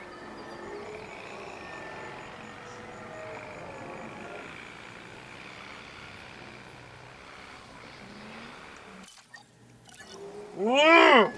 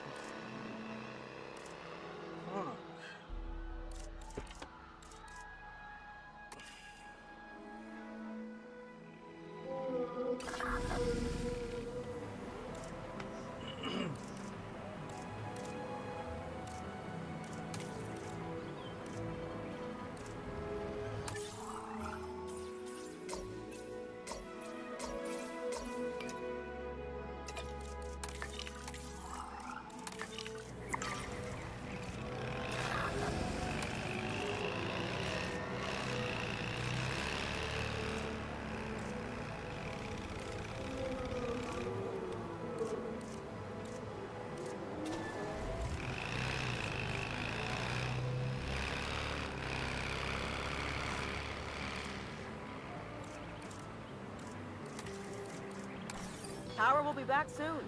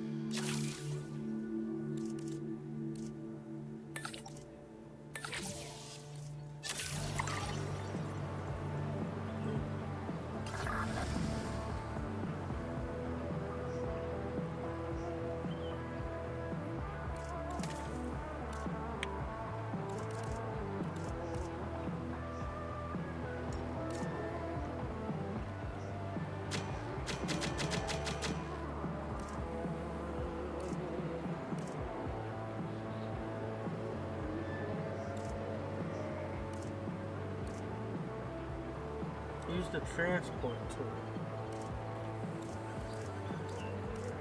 Oh my god, are you fucking kidding me? I didn't even see that lit up down there. Friggin' unbelievable. Heading to pick up the asset.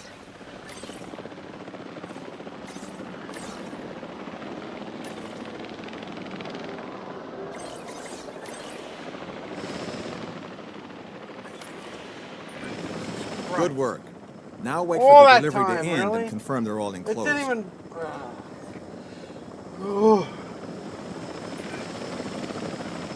It's strange, isn't it? Alan and Ellie had a dig site near here in this scenic patch of Montana's Badlands. You know, they were digging for fossilized dinosaurs, and now you're containing living, breathing, thinking dinosaurs a mere stone's throw away.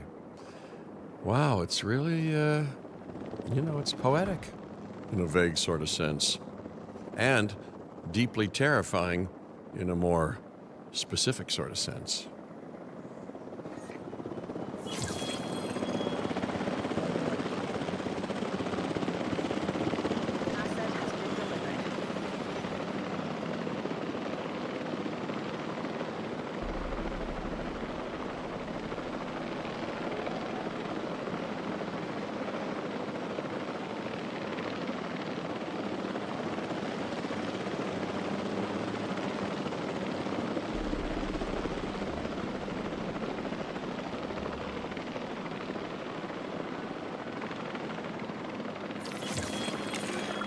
Make sure to close any shelters once you've dealt with the threat.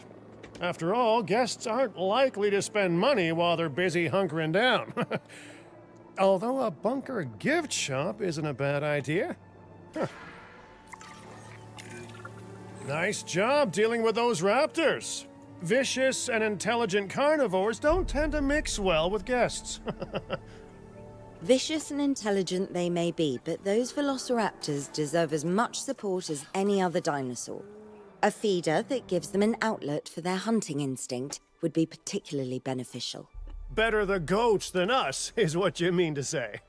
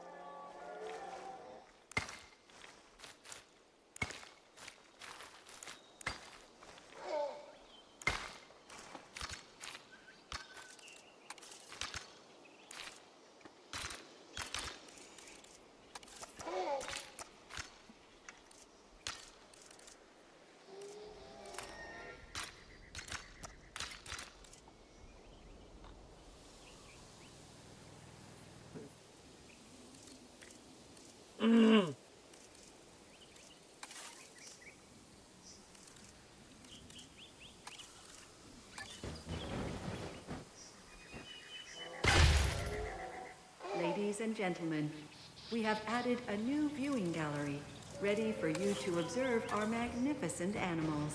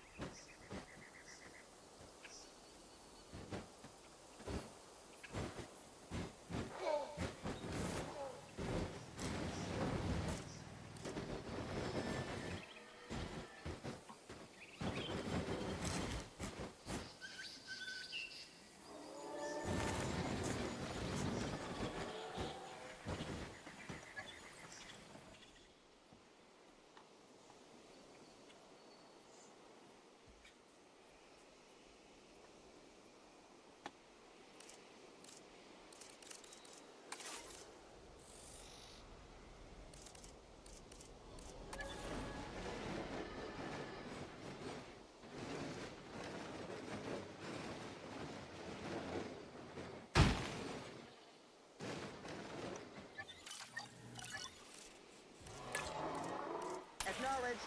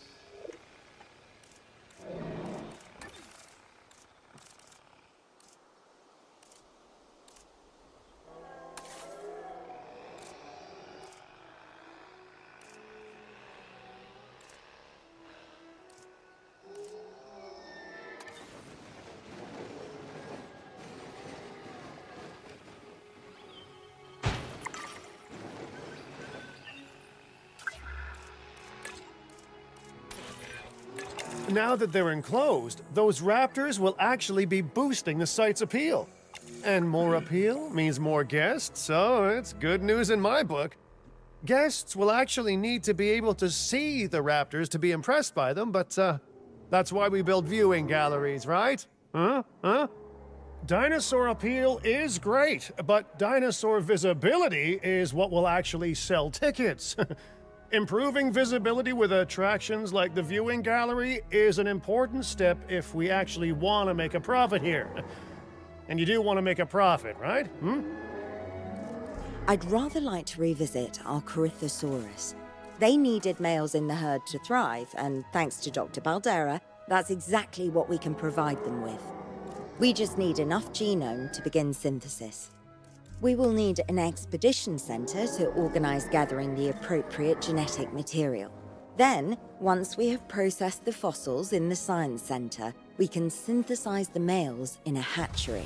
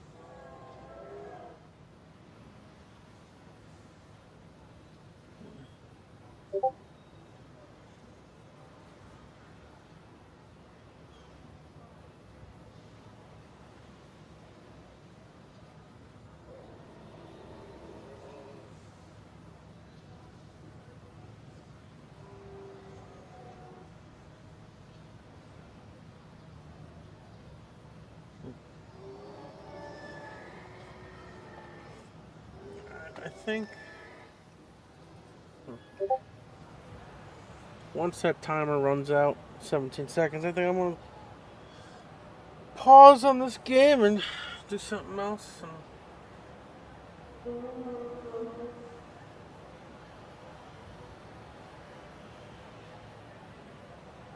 See if that brought it up to 70%.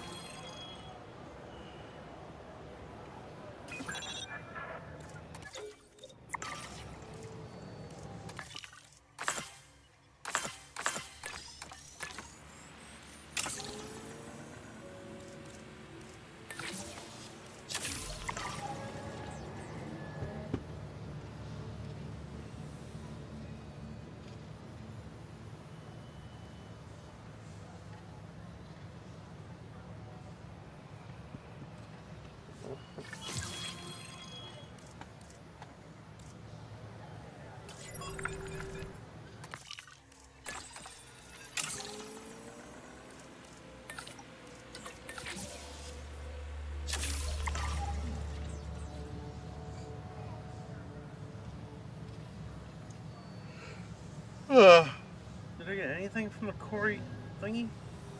Corythosaurus? Yeah, We are there we go. so close to providing those animals with what they need. Keep up your excellent work.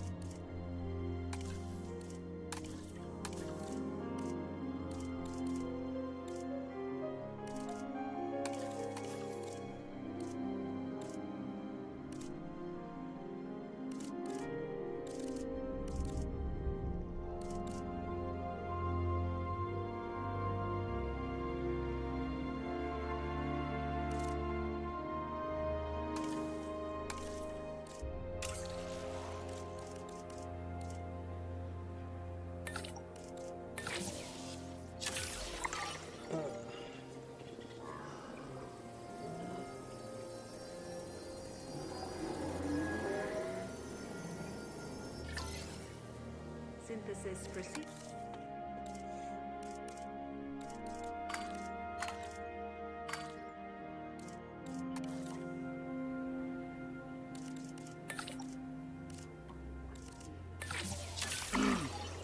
Commencing synthesis procedure.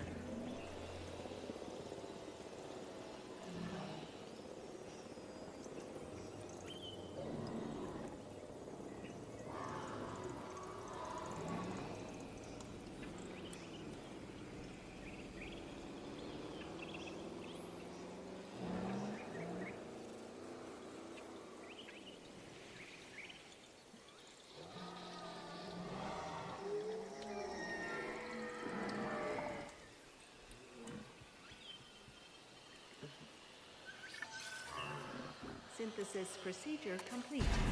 Incubation personnel, please stand by.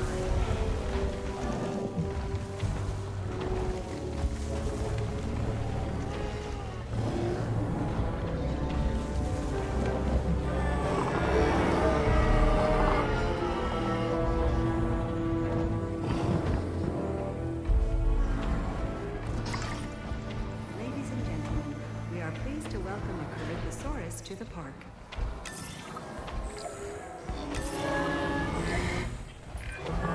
You did it. They're happy. They're thriving. And it's all thanks to your hard work. Well done. With males in the herd, we are only a well-placed nest away from helping these animals start a new lineage. It's not an objective that I will set, but I will always support breeding dinosaurs wherever possible.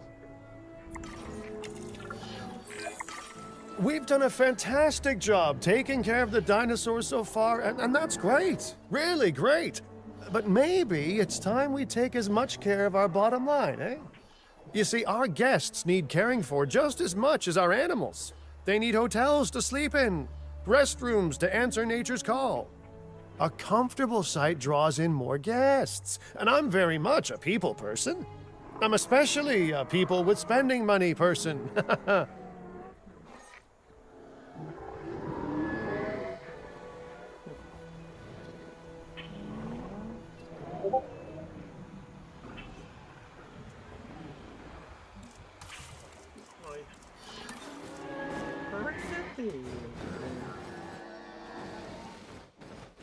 Oh wait, was that at the other place? I think I built them all at the other place. I didn't build them here.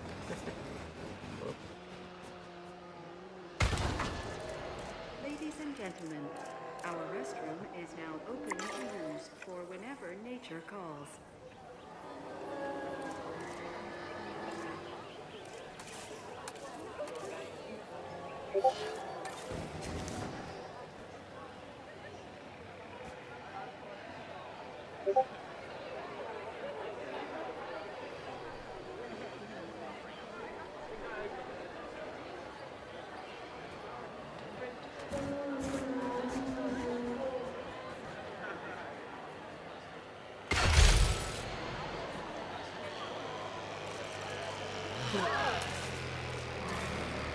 Holy shit, that's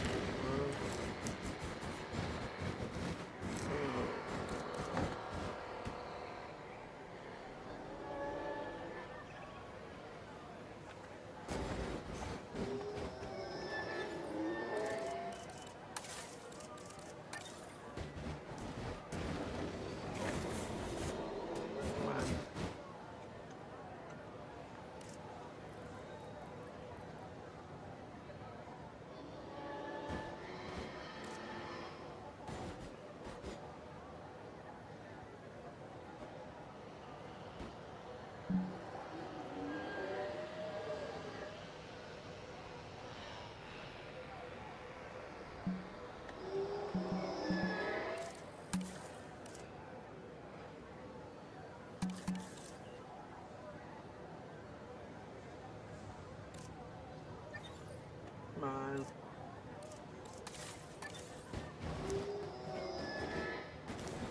There's gotta be an easier way to rotate this.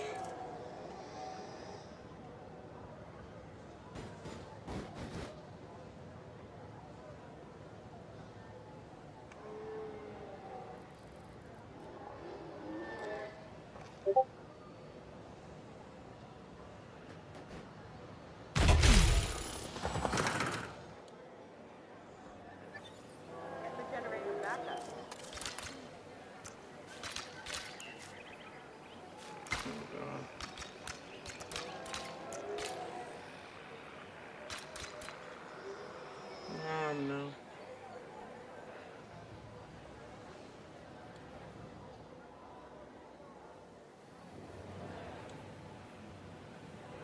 Oh boy.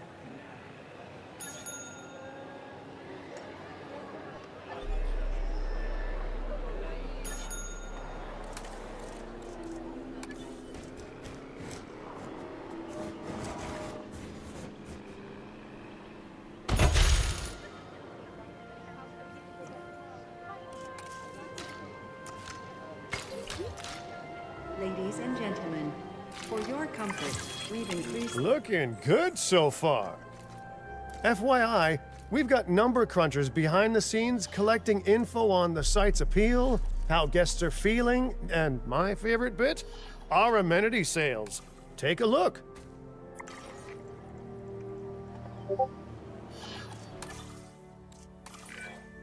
Ooh, those amenity sales could be a lot less red. How sites like this one make money is pretty straightforward. See, if we have incredible animals on site and the guests can see them, then we'll sell plenty of entry tickets. And as long as we keep our guests comfortable and make sure they approve of what we're doing, we'll sell even more entry tickets. That's when we hit them with some excellent food, drinks, and shopping amenities to really bump up our income. As we seem to be lacking in the amenities department right now, we should really get that fixed. I'll work on it another time, huh?